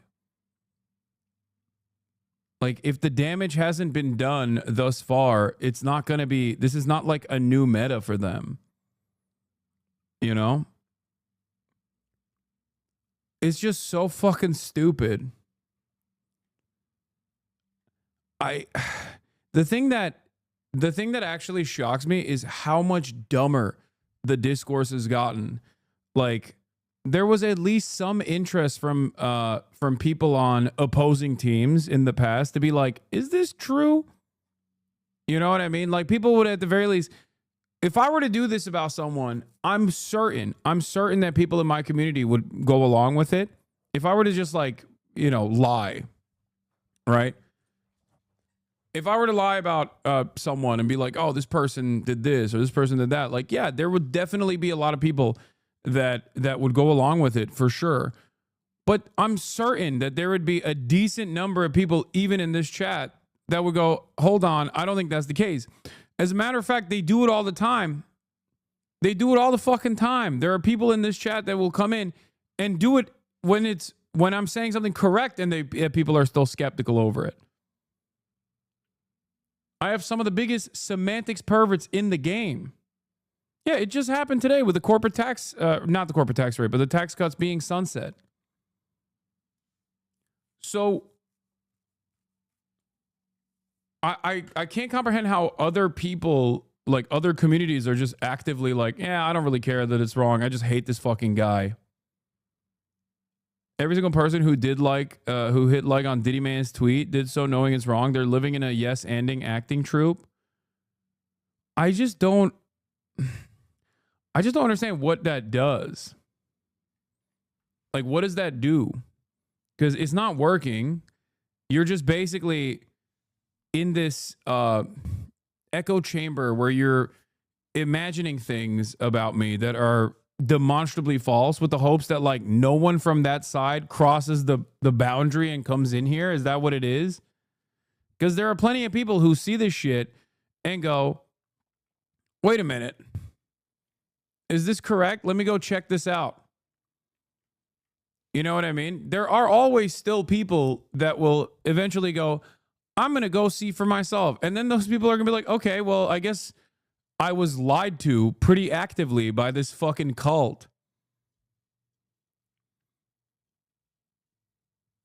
Like, there are people in here right now that most likely used to be either fans or were in the periphery, and they saw this kind of shit. They saw this kind of hate farming and were like, I'm going to go and see if this is real or not.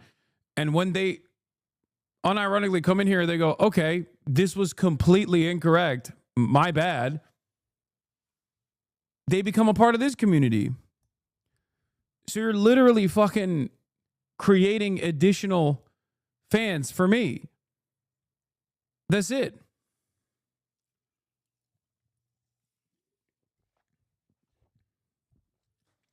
You underestimate how dumb people are? They believe just based on the tweet. I know. But for every like 100 to 1,000 person, for every 1,000th person, let's say, there's a person that's going to go, I want to figure out if this is real or not.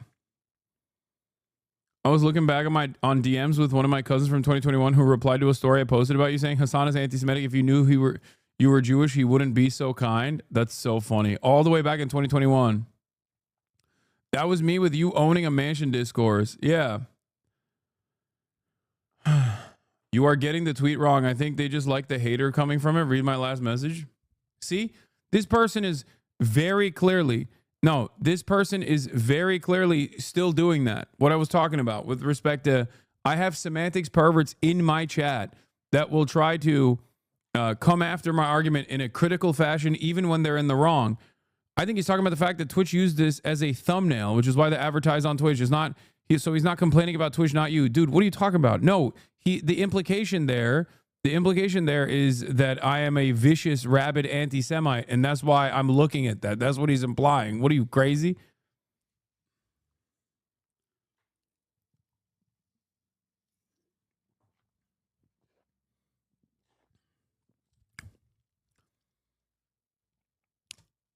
I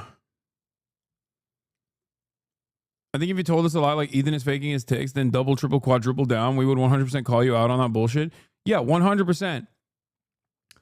The way that these guys operate is also like, I would say that, okay? I would just say this vicious lie, okay? This really fucked up and ableist lie that Ethan is like faking his ticks. And then I would find that one clip where he's talking about how he played up his ticks in order to not serve in the Israeli military, to say, see, I proved it.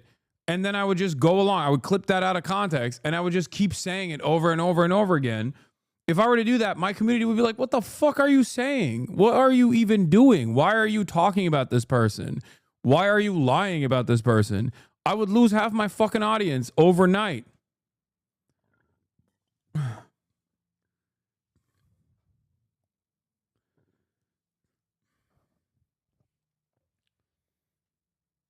You know what I mean?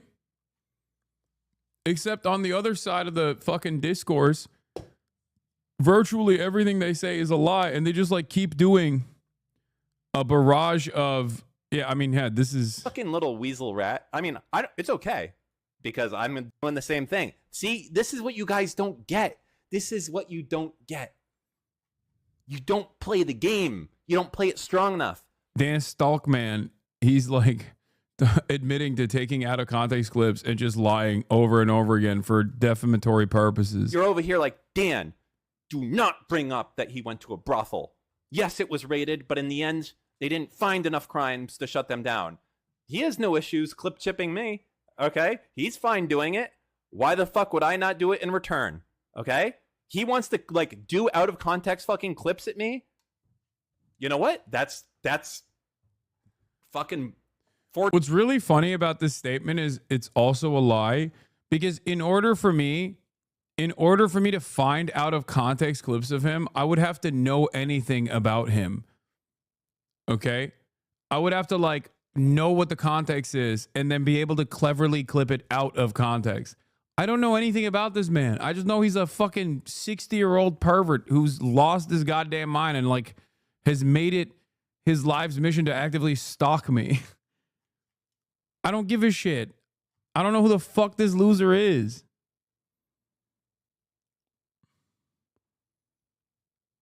And most people in this community don't know who the fuck this loser is either. This is Destiny's podcast co-host, Orbiter.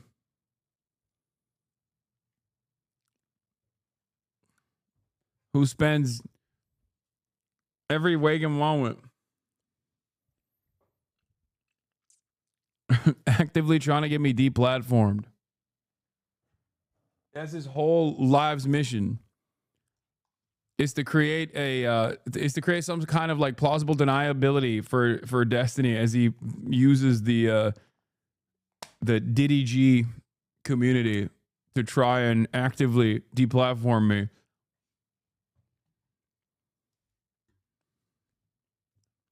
My biggest fan. 420 blaze it. Let's go. YOLO. Do it. This is the guy that Ethan openly admitted to collaborating with, who has also openly admitted, this guy has openly admitted to working alongside the ADL, for the record. Because you know what? There's not that many clips of me that you can take out of context.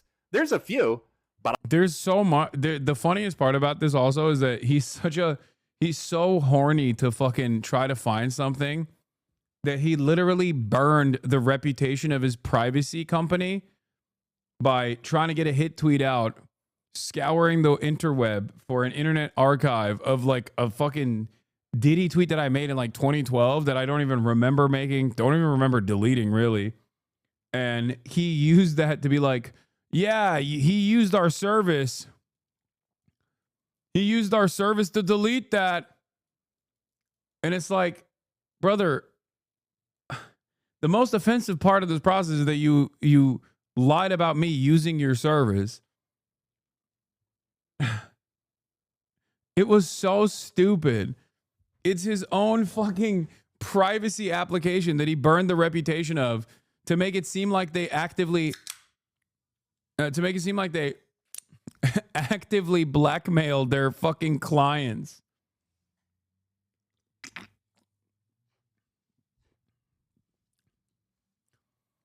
All at the behest of Israel too, which makes it even funnier. And defending Israel's interests.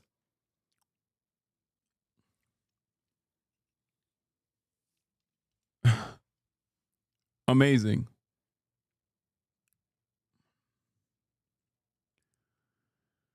Didn't he say his life's goal was deplatforming you and ruining your life? I think, was it Ethan who said that? I mean, they probably both have said that at some point. Yeah. Has Tectone always hated you? Why did he all of a sudden start attacking you? I mean, I don't care, dude. It's like, if you are a villain online, if you are a repulsive little fucking freak online, there is going to come a day where you're like, fuck Hasan, I hate him. I take that in stride. I think that's a good thing. That's not a bad thing. Oh no, a person who is credibly accused of rape is saying that I'm a bad guy. What will I do? Okay. What's really funny about that one is that apparently, well, not so funny. It was fucking, I guess, ironic deeply, is that apparently Tectone, as soon as he came after me and talked about his father's like military record or whatever, here it is. I'm going to show you that really quickly. The internet found out that that motherfucker's dad did the same shit that he did.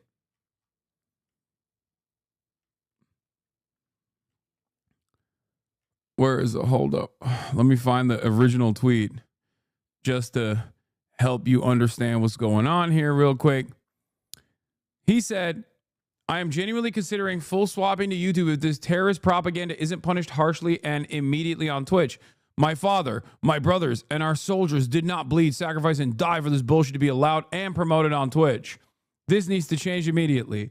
Now, there's much wrong with this because I thought the lie that was told to America is that, you know, soldiers are literally dying to protect the First Amendment, which would fall under a defense of, you know, what I'm saying, and even beyond that, right?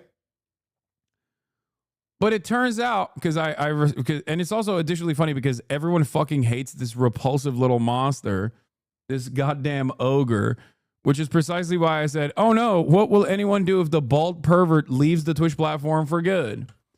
Okay.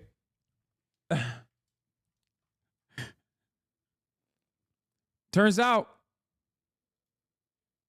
apple doesn't fall far from the tree, folks.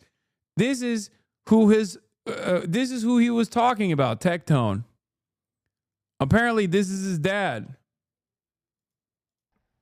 Today, I would like to tell the story of one of the 8% that were prosecuted. The story of Colonel Michael Robertson, who commanded Fort Bliss's 31st Combat Support Hospital at Camp Dwyer, a military base and airfield in the Helmand River Valley in Afghanistan.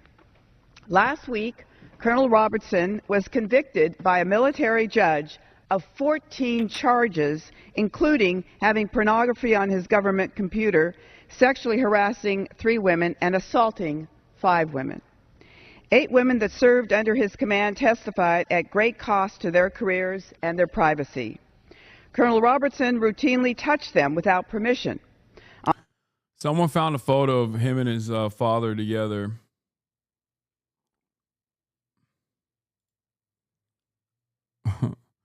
All right, pal. I don't think you get to reveal that you let your entire family sign up and went, have fun, suckers. I'm going to become a Me Too Genshin streamer and get self-righteous about it. As if you couldn't play freemium games and get accused of heinous acts in the service. His dad got booted from the army for sexually assaulting other soldiers. I just saw the article. We need to trade the family to a country. What the fuck? I don't condone. I condemn what Felix is saying. Christ, listen. Felix, you need to be on Twitch to get these people into crying about you too. I have a bad disposition for doing it consistently. There are 3 streams I really enjoy doing, and I feel like I could do them for 12 hours whenever I'm on.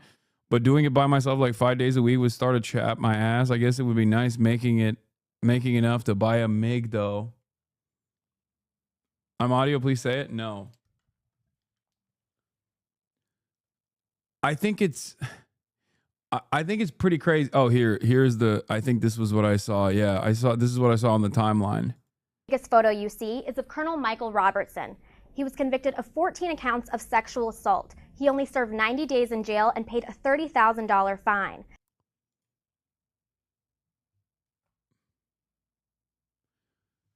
Bro, that is the craziest. I mean, it's not even a milkshake duck style situation because it's like for a milkshake duck to occur, like this needs to be a beloved figure and not a bald rapist himself, right? But what was hilarious about this, situation is like, I didn't know anything about his dad, you know? Literally, where is this reference? You posted, come in with receipts posted, bro. So where did this reference happen? Do you think this person will change their perspective about this guy? Hokai Impact 3rd, gotta be the best game. Australia, motherfucker. Yeah, like what? Why would you invite people looking for this information? It's so crazy. Okay, I investigated by myself, and there's a person with the same name, rank, and similar age than Tectone's dad, and he was indeed found guilty of 14 counts of sexual harassment. It definitely wasn't his dad. His dad served in the late 80s, the early 90s. Anything after that, he probably wasn't active and was a reserve. Plus, I know people like Casey, blah, blah, blah.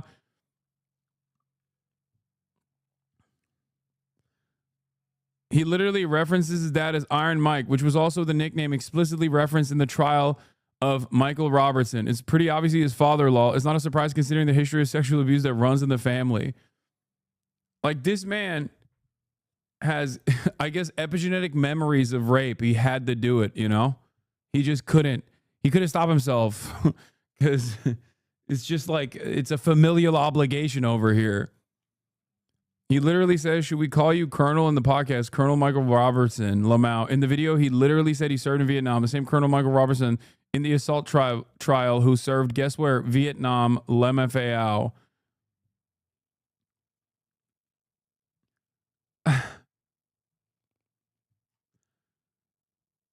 I think it's Tectone. Your father was a literal terrorist. Asman's father was a Vietnam invader. Both of you don't have the right to call anyone terrorist. Okay, listen, Asman dad is good in my book. Okay, he is a liberal. I don't know how he still is, but I don't know if he's still a fan. But you know, no smearing Asman dad.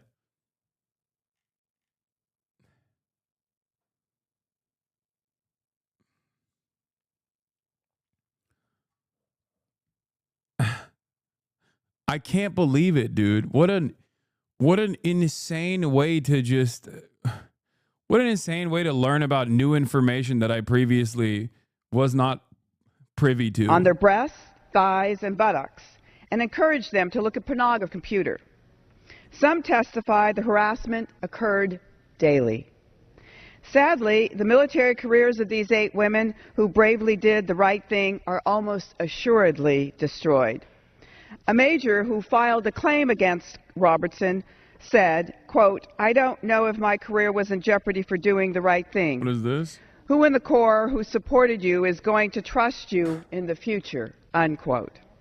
Despite repeated warnings, Colonel Robertson also emailed pornography to friends and female subordinates. A lieutenant colonel who was the chief nurse under Robertson's command said his command style split the staff and created a toxic environment. What makes the defense's answer to all these actions? That all of these jokes and the touching were attempts to boost morale. How much more outrageous must the excuse become before we do something about it? So what is the punishment for someone in the military convicted of 14 counts of assaulting and harassing his subordinates who was assigned to protect? Is he sent to prison for being a predator? Bro, his dad is in the congressional record for being a fucking sex pest. That is crazy. Oh my God. Is he stripped of his standing? Being a second generation sex pest is wild. I mean, like father, like son, I guess. In the military. What the fuck? Oh, no. Colonel Robertson was ordered to pay a $30,000 fine over 3 months and spent 3 months in prison. Colonel Robertson will retire from the Army when he finishes his sentence. His conviction won't affect his Army retirement. Everything I know about the way the military normally deals with these issues, I have no fear in saying that the likelihood is that the damage was significantly larger, and the very fact that he was even punished means that what he did was probably far worse, because the military usually just lets you get away with it, okay? Especially if you're high-ranking fucking Vietnam veteran, all this shit. Oh my God. Oh my fucking God. Holy fuck. I mean, you got a congressperson shitting on the fact that the American military did not offer just punishment. When do you plan on enlisting in Hamas or Hezbollah? I noticed that a lot of the little creatures have started crawling in the chat. All of a sudden. What happened? Why are y'all crawling out of the fucking woodwork right now at this very moment? It's like the worst time. It's perhaps the worst fucking time to come in here and chirp. Who is this guy? This guy is the father of this guy who posted, I'm genuinely considering full swap into YouTube if this terrorist propaganda isn't published harshly and immediately on Twitch. My father, my brothers, and our soldiers did not bleed, sacrifice, and die for this bullshit to be allowed and promoted on Twitch.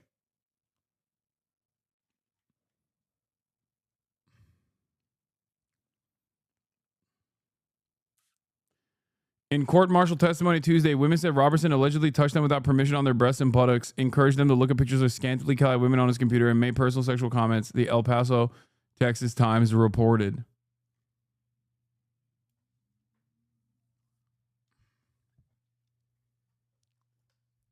He brought this up, and then Twitter immediately came in and was like, dude, your dad literally was a fucking award-winning sex pest, a sexual assaulter amongst the ranks.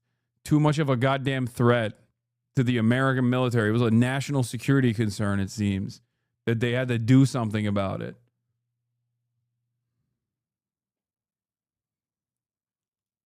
That's crazy.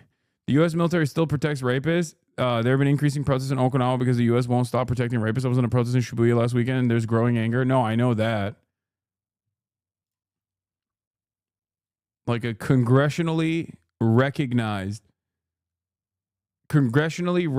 sexual assaulter.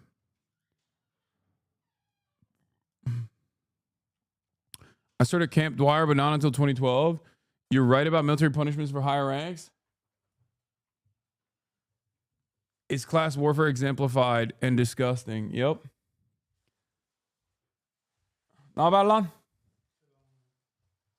Alaikum salam.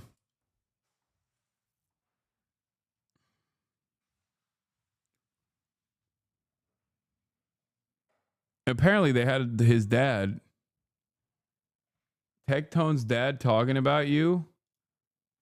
Can't make this shit up. He doesn't know the context. What did he say? What did Colonel Iron Mike Are we say? bad people for thinking this shit's bad funny? Like, I think it's No, this shit's hilarious. Fuck Hasan. Okay, come on. Okay, guys. All right, guys. Hey, Hasan a bitch. it's been a great stream, boys. Bro, what the fuck? Bro, why are all my haters like this? What is going on, bro? What the fuck? Yeah. Judge me by my motherfucking enemies. Holy shit. This is okay. This is an ironclad law now. Okay. Holy fuck. Holy fuck. Colonel Spider Rapist hates you. Oh no. Oh my God.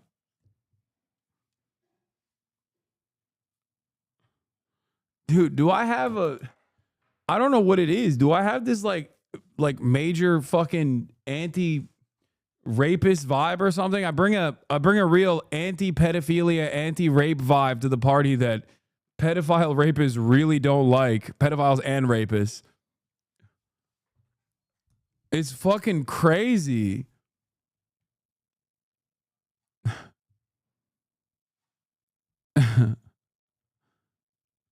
What the fuck? Been a great stream, boys. Major fuck. Yeah, I hope y'all enjoyed the stream. Hey, I'll see y'all next. That's a sick belt buckle though. Like I can still recognize drip. Tectone is a proud patriotic guy that thought World War II was in the 1800s, by the way. Oh my God, that's awesome. Yeah, we got to put this guy up on the board too, next to Dr. Piss Inspect.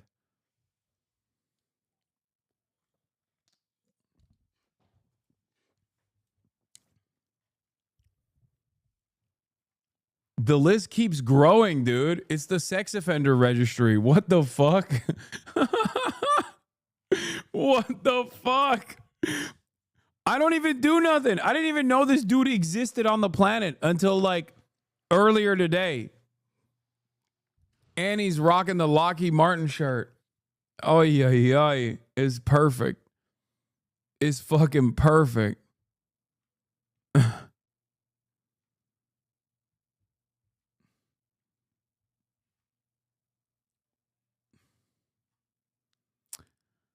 Oh, even journalists know about his family's weird business now.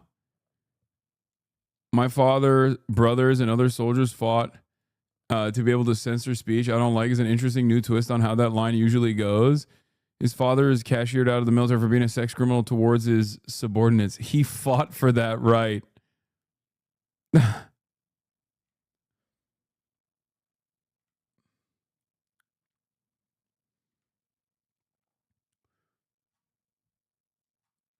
Jesus Christ. Do nothing win? Bro, I mean, I'm not doing anything. This account is run by a PR firm hired by Ethan Klein to clean up his image. It pretends to be a Palestinian scholar while posting Medium blogs defending Ethan and attacking his critics, which Ethan frequently then posts onto his Instagram story. Evie Solanas, abolitionist, critical theorist, feminist, daughter of Palestine. Defending Ethan Klein of H3 on Israel-Palestine Zionism. Ethan Klein is not a pro-genocide Zionist, liberal or otherwise. The blogs are written by AI with SEO designed to show up high in Google searches for key terms of importance. Ethan, like Ethan Klein Zionist, Ethan Klein sexual assault. For the latter, it used an article falsely accusing Hasan of SA that mentions Ethan about. Wait, what? Hasan Parker, the male feminist who weaponized police against women and shares revenge porn. None of those things happen. This is not at all new for Ethan. I don't know. Is this Bad Empanada? Is this Bad Empanada's account? Because if it is, I'm going to. Yeah, it most likely is. Okay. I take Bad Empanada's drama-related content with a grain of salt. I don't know if his I don't trust his acumen in that regard. But yeah, you can fucking lie about whatever the fuck you want on Medium, I guess. He linked that Medium article yesterday on a story. This piece of shit running defense for Zionist Ethan Klein is LARPing as pro-Palestine. What they actually are is a Diddy G rat who's following Vile Destiny, Sex Pest fans, and Yeet the mod of the Islamophobic Nazi Zionist troll farm Dazbullah Brigade.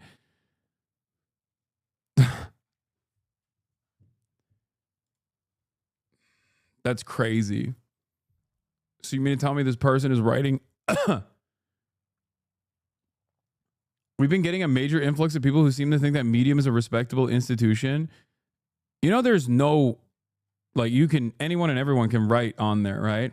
This is our Hello YouTube. everyone, my name is Evie Solanas. The aim of my content is to promote education in a healthier, honest, and fair discourse online. I am an abolitionist, critical theorist, feminist, and published researcher specializing in gender differences and intimate partner violence. I do not abide anyone who promotes violence, harassment, or hatred based on race, gender, nationality, and other immutable characteristics. I have in the past used an avatar and generated voice for some of my content.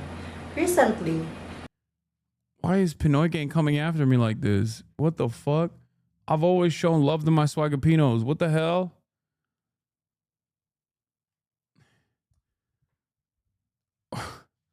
Swagapinos, rise up. But not like this. Has to be a Fiverr gig. Not Pinoy, look at the name.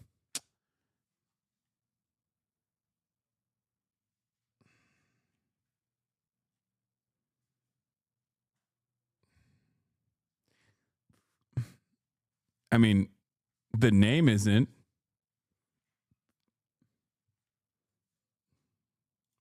I have decided to attach more of myself to this work as I feel more comfortable. However, I will continue to use the generated voice for less personal content because it helps me produce better quality products. I also have paid editors for YouTube because I don't have time to edit all of the videos I want to make. Anyway, thank you for following. Published researcher exploring the social world? Wait, what is she published?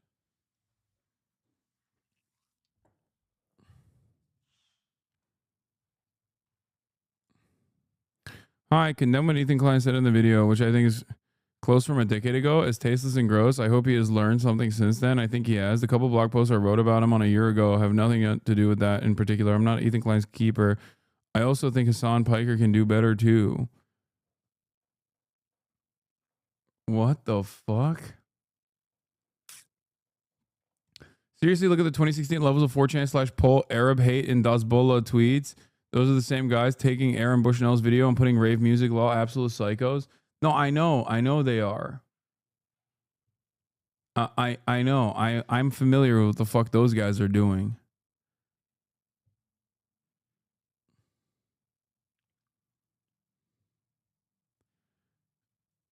Nothing is not real. I looked into it a while back.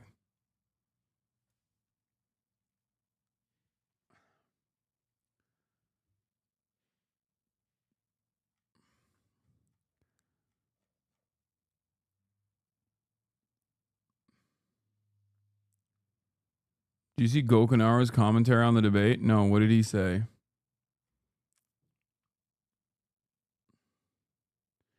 Why are chatters so fucking aware of every single one of these weirdos? Why is this community turning the garbage on? Okay, bro, fucking calm down, all right? Like, I mean, this is like a not very sophisticated, but a very active smearing campaign that Ethan Klein is either willingly or unwillingly participating in. Like, that's fucking... I think that's valid. It's valid to look into shit like this, okay? Like, calm down. Like, there is a limit to a drama, and this in and of itself is like worthwhile.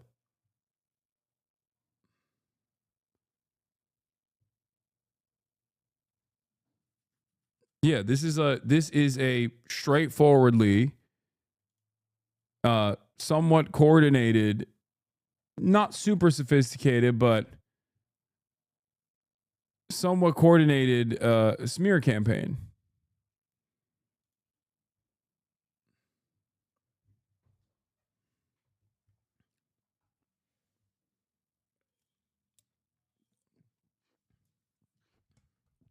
I suspect that that person who's on that YouTube page is probably not the real person, though.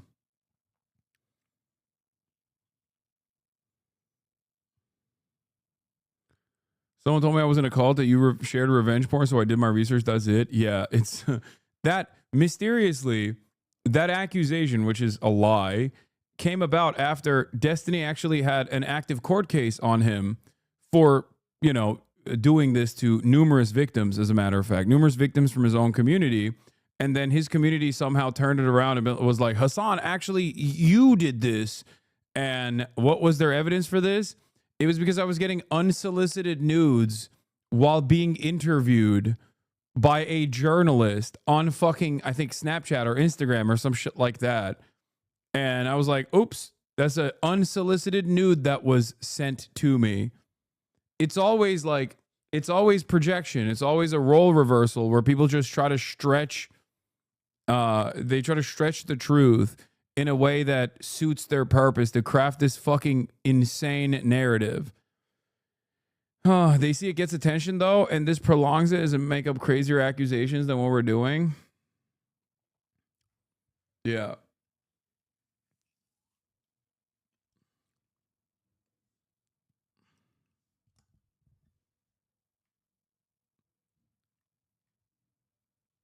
What are you going to do?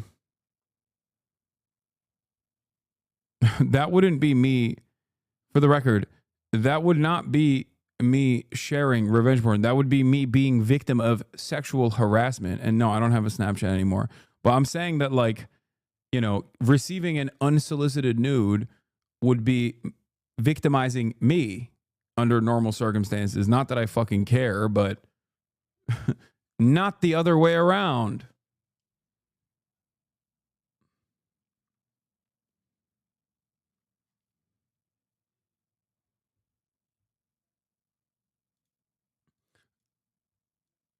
What? What? I think she wasn't being a jerk, saying you could do better, Hasan. She might feel that when telling a chatter to suck my dick. You should stress to do so in a non-violent way. Oh, God. Oh, my God. You are literally getting primed by an AI bot, chatter. I like to think that at least 11 months in this fucking community would have caused someone to be a little bit smarter than an AI bot. Like someone who is easily duped by an AI bot that wrote a fucking Medium article that is clearly designed to smear me. That's your takeaway from this? It's getting real hard for me to not say, suck my dick.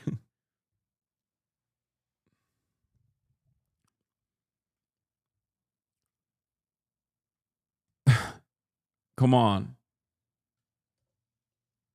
Yeah, we should call it a blog post to be more accurate. I mean, that is precisely what it is.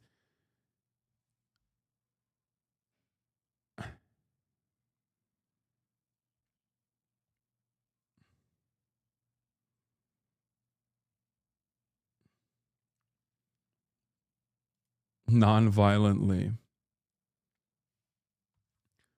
I'll say it over and over again. Chatter's confused being charitable with being a useful idiot too often. I know.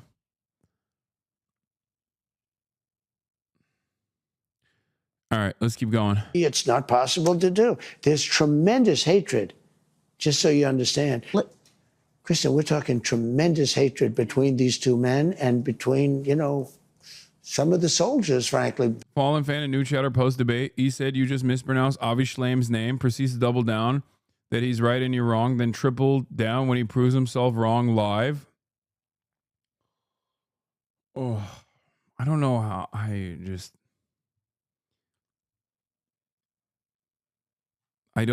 let's move on, please. Let's get back to the real drama. My goat, the president.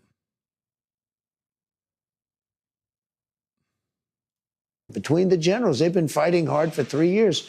I think we have a very good chance of doing it. Very quickly, if you do walk away, would that mean that you would pull military and intelligence? I don't want to say sharing that now. It's too early to say that. I don't want to get into that argument. Let's move on to Canada.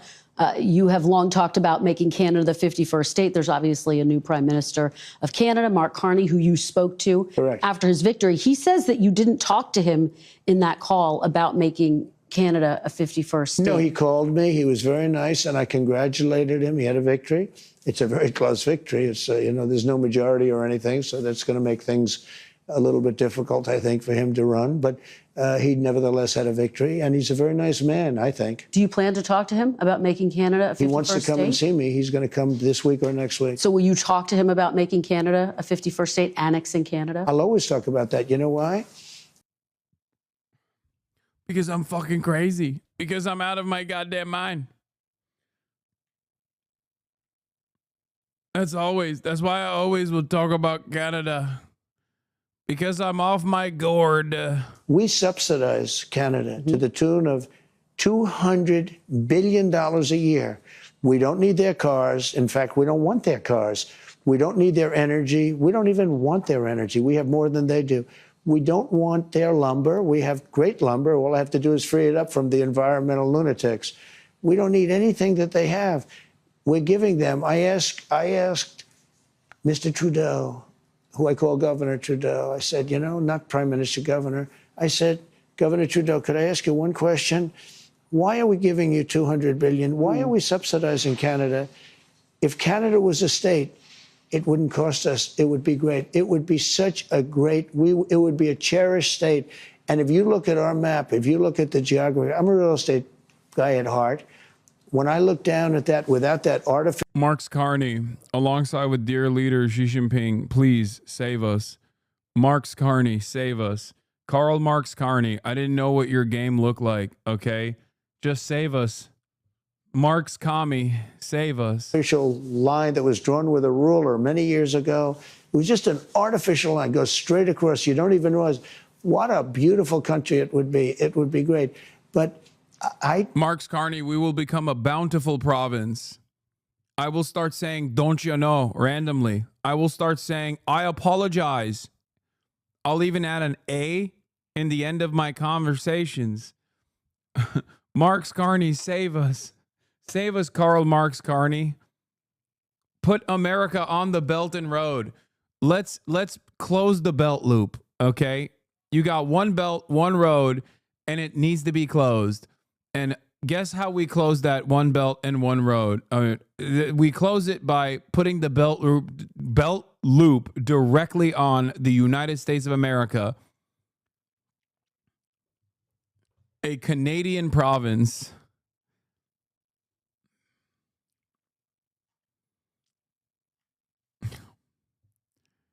Bud. I don't think the American public wants me to... Marx Carney gonna come out and be like, he said he was gonna do the Amerification of Canada, but we just Canada-fied America. I did NATO. Pay $200 billion a year to subsidize Canada. Again, remember this. Yeah. We don't need their cars. We don't need their lumber. We don't need their energy. We don't need... He's so good at being a National Socialist. Like, he is actually the method. Like, he is doing the Hitlerian method so hard. He doesn't have the ideological acumen or the conviction to follow through on this agenda, even though he is surrounded by people who very clearly do, like Stephen Miller, who is a fucking Nazi through and through. But as far as the rhetoric goes, it's so, like, he says borders are a scar on the face of the earth, like he's fucking Giannis Varoufakis. When talking about the annexation of Canada, he talks about how you don't need these many commodities.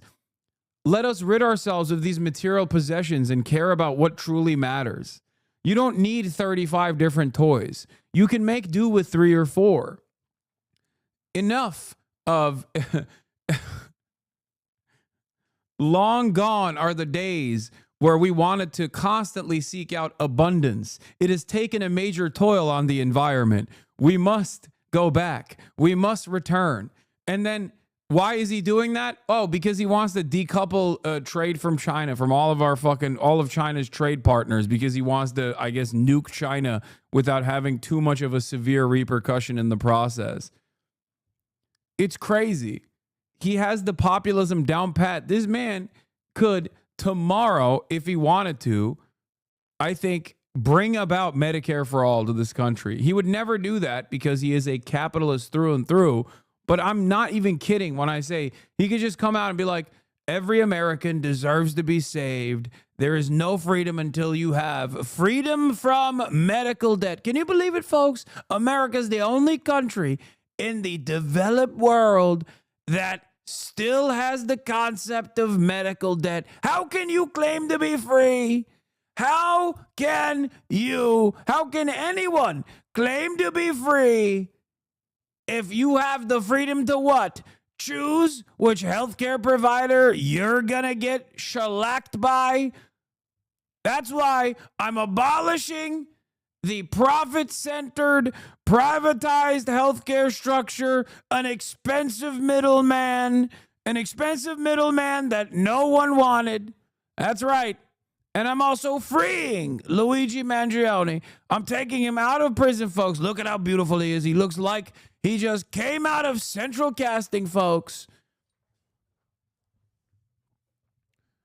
He looks like one of those guys. Italian, beautiful, beautiful Italian eyebrows. I took one look at those eyebrows and I said, Medicare for all today, Medicare for all tomorrow, and Medicare for all yesterday.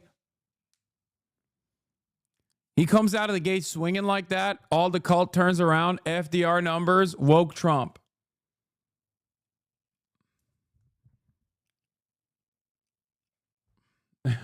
We will put him in our new movie, Alcatraz with Sharks.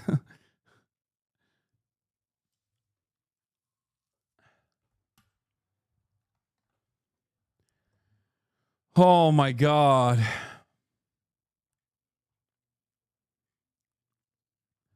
My administration wanted to make America healthy again. That's why we brought the beacon of health, RFK Jr. And together, it is our duty to make America truly healthy. And America will never be truly healthy until every American has the opportunity to go to a primary care physician. That's right, folks. Imagine, just close your eyes and imagine for a second. Anything. We do very little business with Canada. They do all of their business practically with us. They need us. We don't need them. You and I talked, and I asked you if you would rule out military force to take Greenland, and you said no, you don't rule out anything. Would you rule out military force to take Canada? Well, I think we're not going to ever get to that point. It could happen. Something could happen with Greenland. I'll be honest. We need that for national and international security. But not with I think Canada? It's highly unlikely. I don't see it with Canada. I just don't see it. I have to be honest with you. Okay, but you don't rule it out for Greenland. And by the way, Canada, they spend less money on military than... Bro, what is this conversation that's taking place? The United States of America's president is talking about how he won't rule out a military annexation. A military annexation of fucking Greenland, dude. What? Of a NATO nation. Oh my God. And he's like, nah, not Canada. Not Canada. It's fine.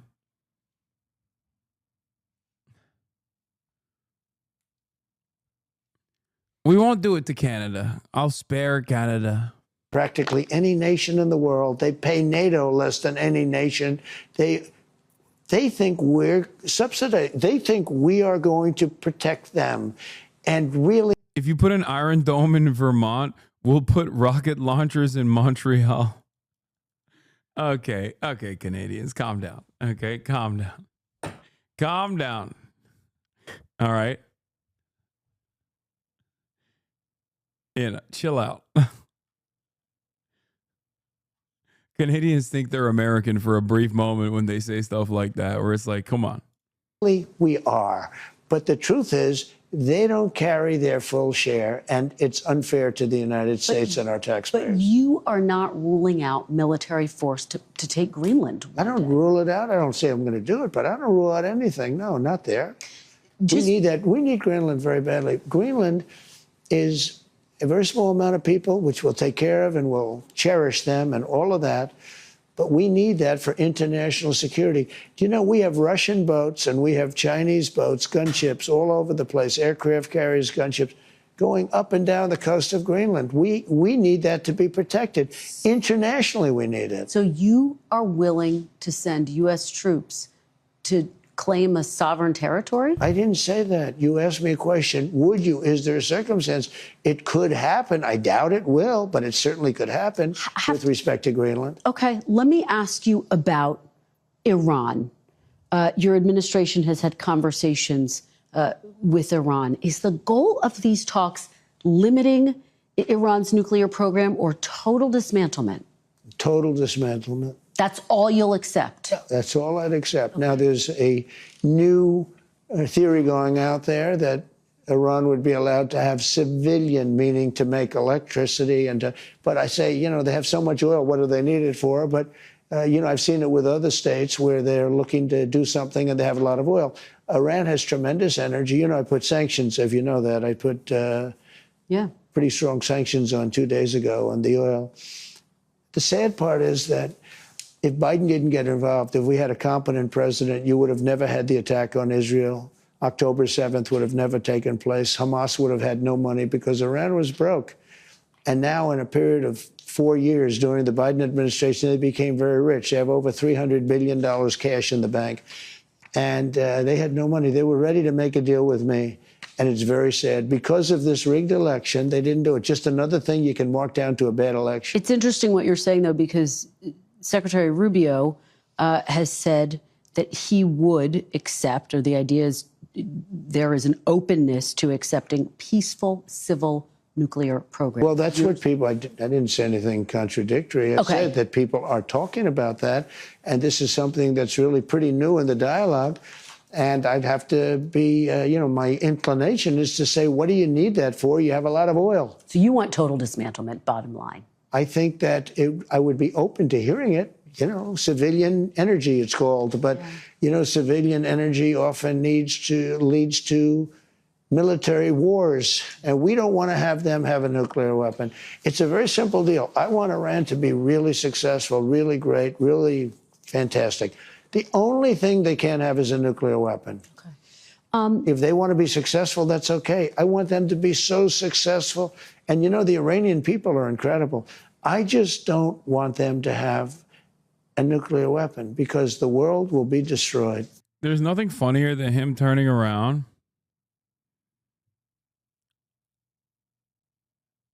and trying to re-implement the Iran denuclearization agreement, which, of course, the first time around, his signature accomplishment was destroying it at the behest of Israel. So what he's doing, okay, Jerome Powell is like, who's the stupid guy that appointed him? Or tax cuts that are slated to sunset. Who's the stupid guy that designed the tax code to sunset by this point? Or the Iran denuclearization agreement is like, who is the dumb guy who told Iran that they no longer have to abide by the denuclearization agreement? It's like everything he's doing. The TMC, oh, dude. NAFTA 2, also known as the TMCA, some guy came in, did a horrible trade deal with Mexico and Canada. Who could have done this? He's literally, or not TCMA, sorry, USMCA. Wait, what the fuck is the US Mexico Canada deal? What was the TCMA? Where did I get that from? Texas City Management Association. No. Anyway. USMCA, you're right. Yeah. Or wait, that's another good one. Who the hell brought all these Venezuelans into the country? Who in the hell would bring all of these Venezuelan Trinidad gangsters into the country? Trump did all of that. TSMC for semiconductors is what I was fucking it up with. Anyway, it's like every single thing that he's fucking complaining about, he did his first administration.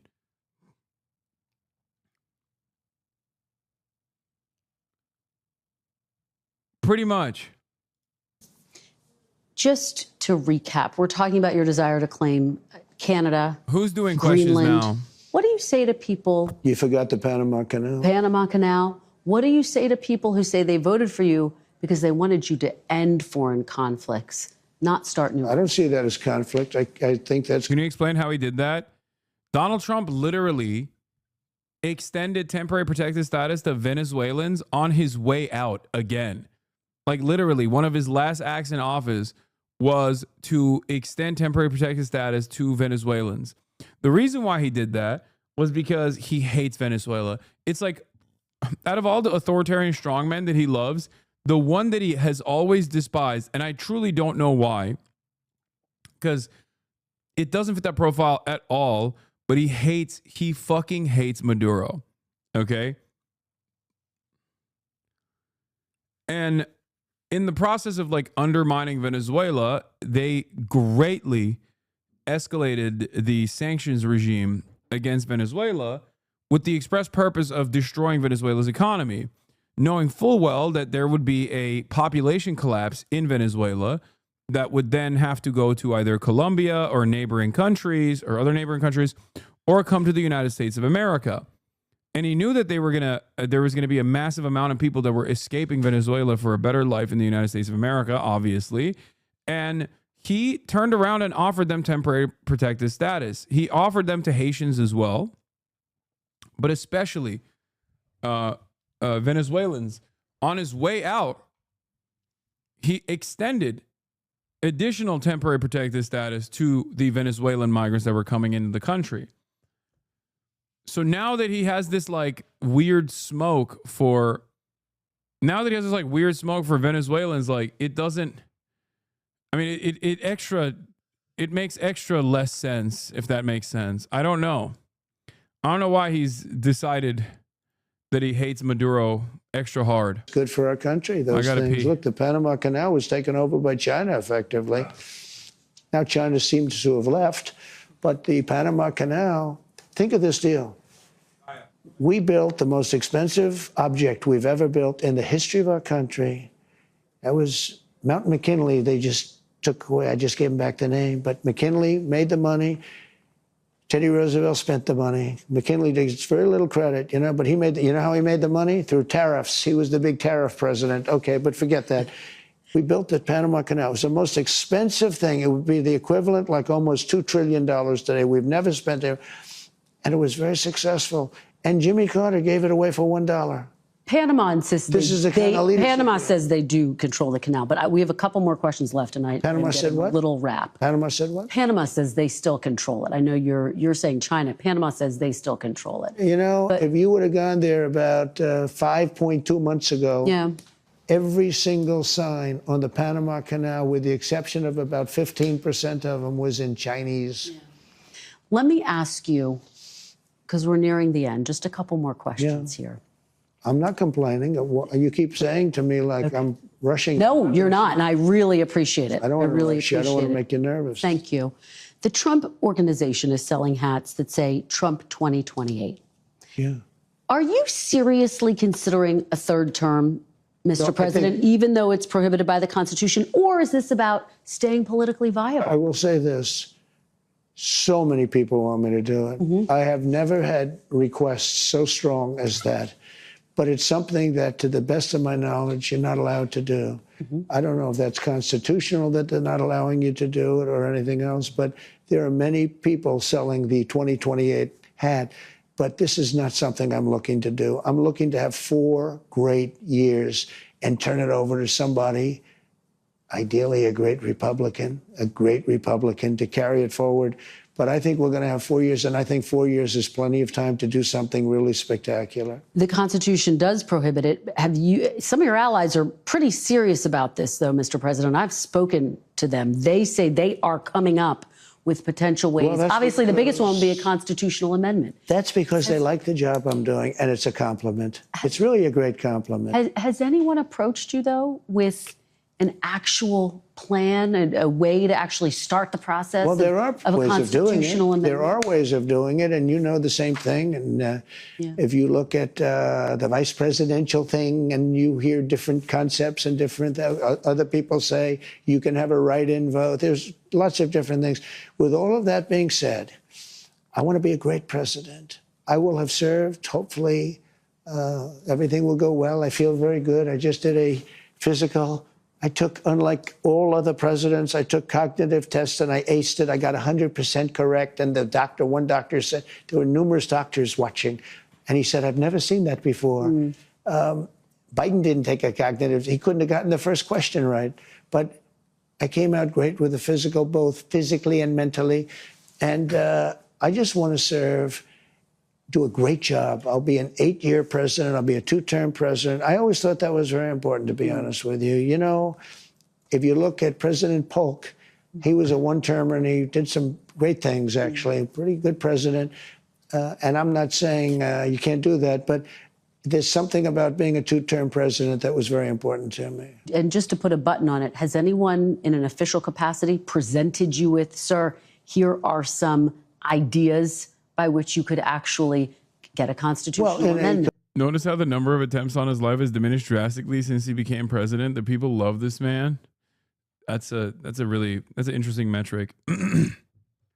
Interesting metric to look at. Yes, you are correct. Capacity of being a big supporter of many people have said different things, but I'm not looking at that. You haven't had official meetings about it? No. And just so you said, 4 years is a long time. I have almost 4 years. You know, all of these things that we've done more than any president, and even you might admit that. Nobody's done the extent of the things that we've done. Nobody's done this in essentially a little bit more than 3 months. As they say, 100 days. I'm looking to do a great job as president and set the country on the right track, because if I didn't win, this country would have failed. We would have been a failed nation. You have built a political movement that has transformed the Republican Party. It's transformed the country, quite frankly. Political movement in history, MAGA. Make America great again. When you look to the future, Mr. President, do you think the MAGA movement can survive without you as its leader? Yes, I do. What gives you confidence? I think it's so strong, and I think we have tremendous people. I think we have a tremendous group of people. We talked about a number of them. You look at Marco, you look at J.D. Vance, who's fantastic. You look at, I could name 10, 15, 20 people right now just sitting here. No, I think we have a tremendous party. And you know what I can't name? I can't name one Democrat. I mean, I look at the Democrats, they're in total disarray. They have a new person named Crockett. I watched her speak the other day. She's definitely a low IQ person. And they said, she's the future of the party. I said, you have to be kidding. I don't know what they're going to do. Oh, and I really believe in a 2-party system. Oh, no. He's flexing. He's saying, he's doing the Nancy Pelosi. He's like, I want a strong Democratic Party. I want a strong Democrat Party. That's what I want. Because it's good to be challenged. It's really good to have a 2-party. You know, it's good. Being challenged is okay. It keeps you sharp. I don't know what they're going to do. They have nobody. Bernie's 87 years old or something. And, you know, Biden is the worst thing that ever happened to old people, because he was grossly incompetent. And I think maybe for artificial reasons. You know, he had operations and things. So maybe that's an artificial. But I know people that are unbelievably sharp, and they're older than 87. But I watch Bernie Sanders. He's a nut job, but he's still sharp. He's sharp as he's the same guy he was. He hasn't gone down. But Biden is really, he's the worst thing to happen to old people. I know that you are only 100 days in, but as we sit here today, who do you see as your successor, Mr. President? Well, it's far too early to say that, but you know, I do have a vice president, and typically it would be, and JD's doing a fantastic job. He would be at the top of the list? It could very well be. I don't want to get involved in that. I think he's a fantastic, brilliant guy. Marco is great. There's a lot of them that are great. I also see tremendous unity. But certainly you would say that somebody's the VP. If that person is outstanding, I guess that person would have an advantage. But I think the other people would all stay in unbelievably high positions. But, it could be that he'd be challenged by somebody. We have a lot of good people in this party. Thanks for watching. Stay updated.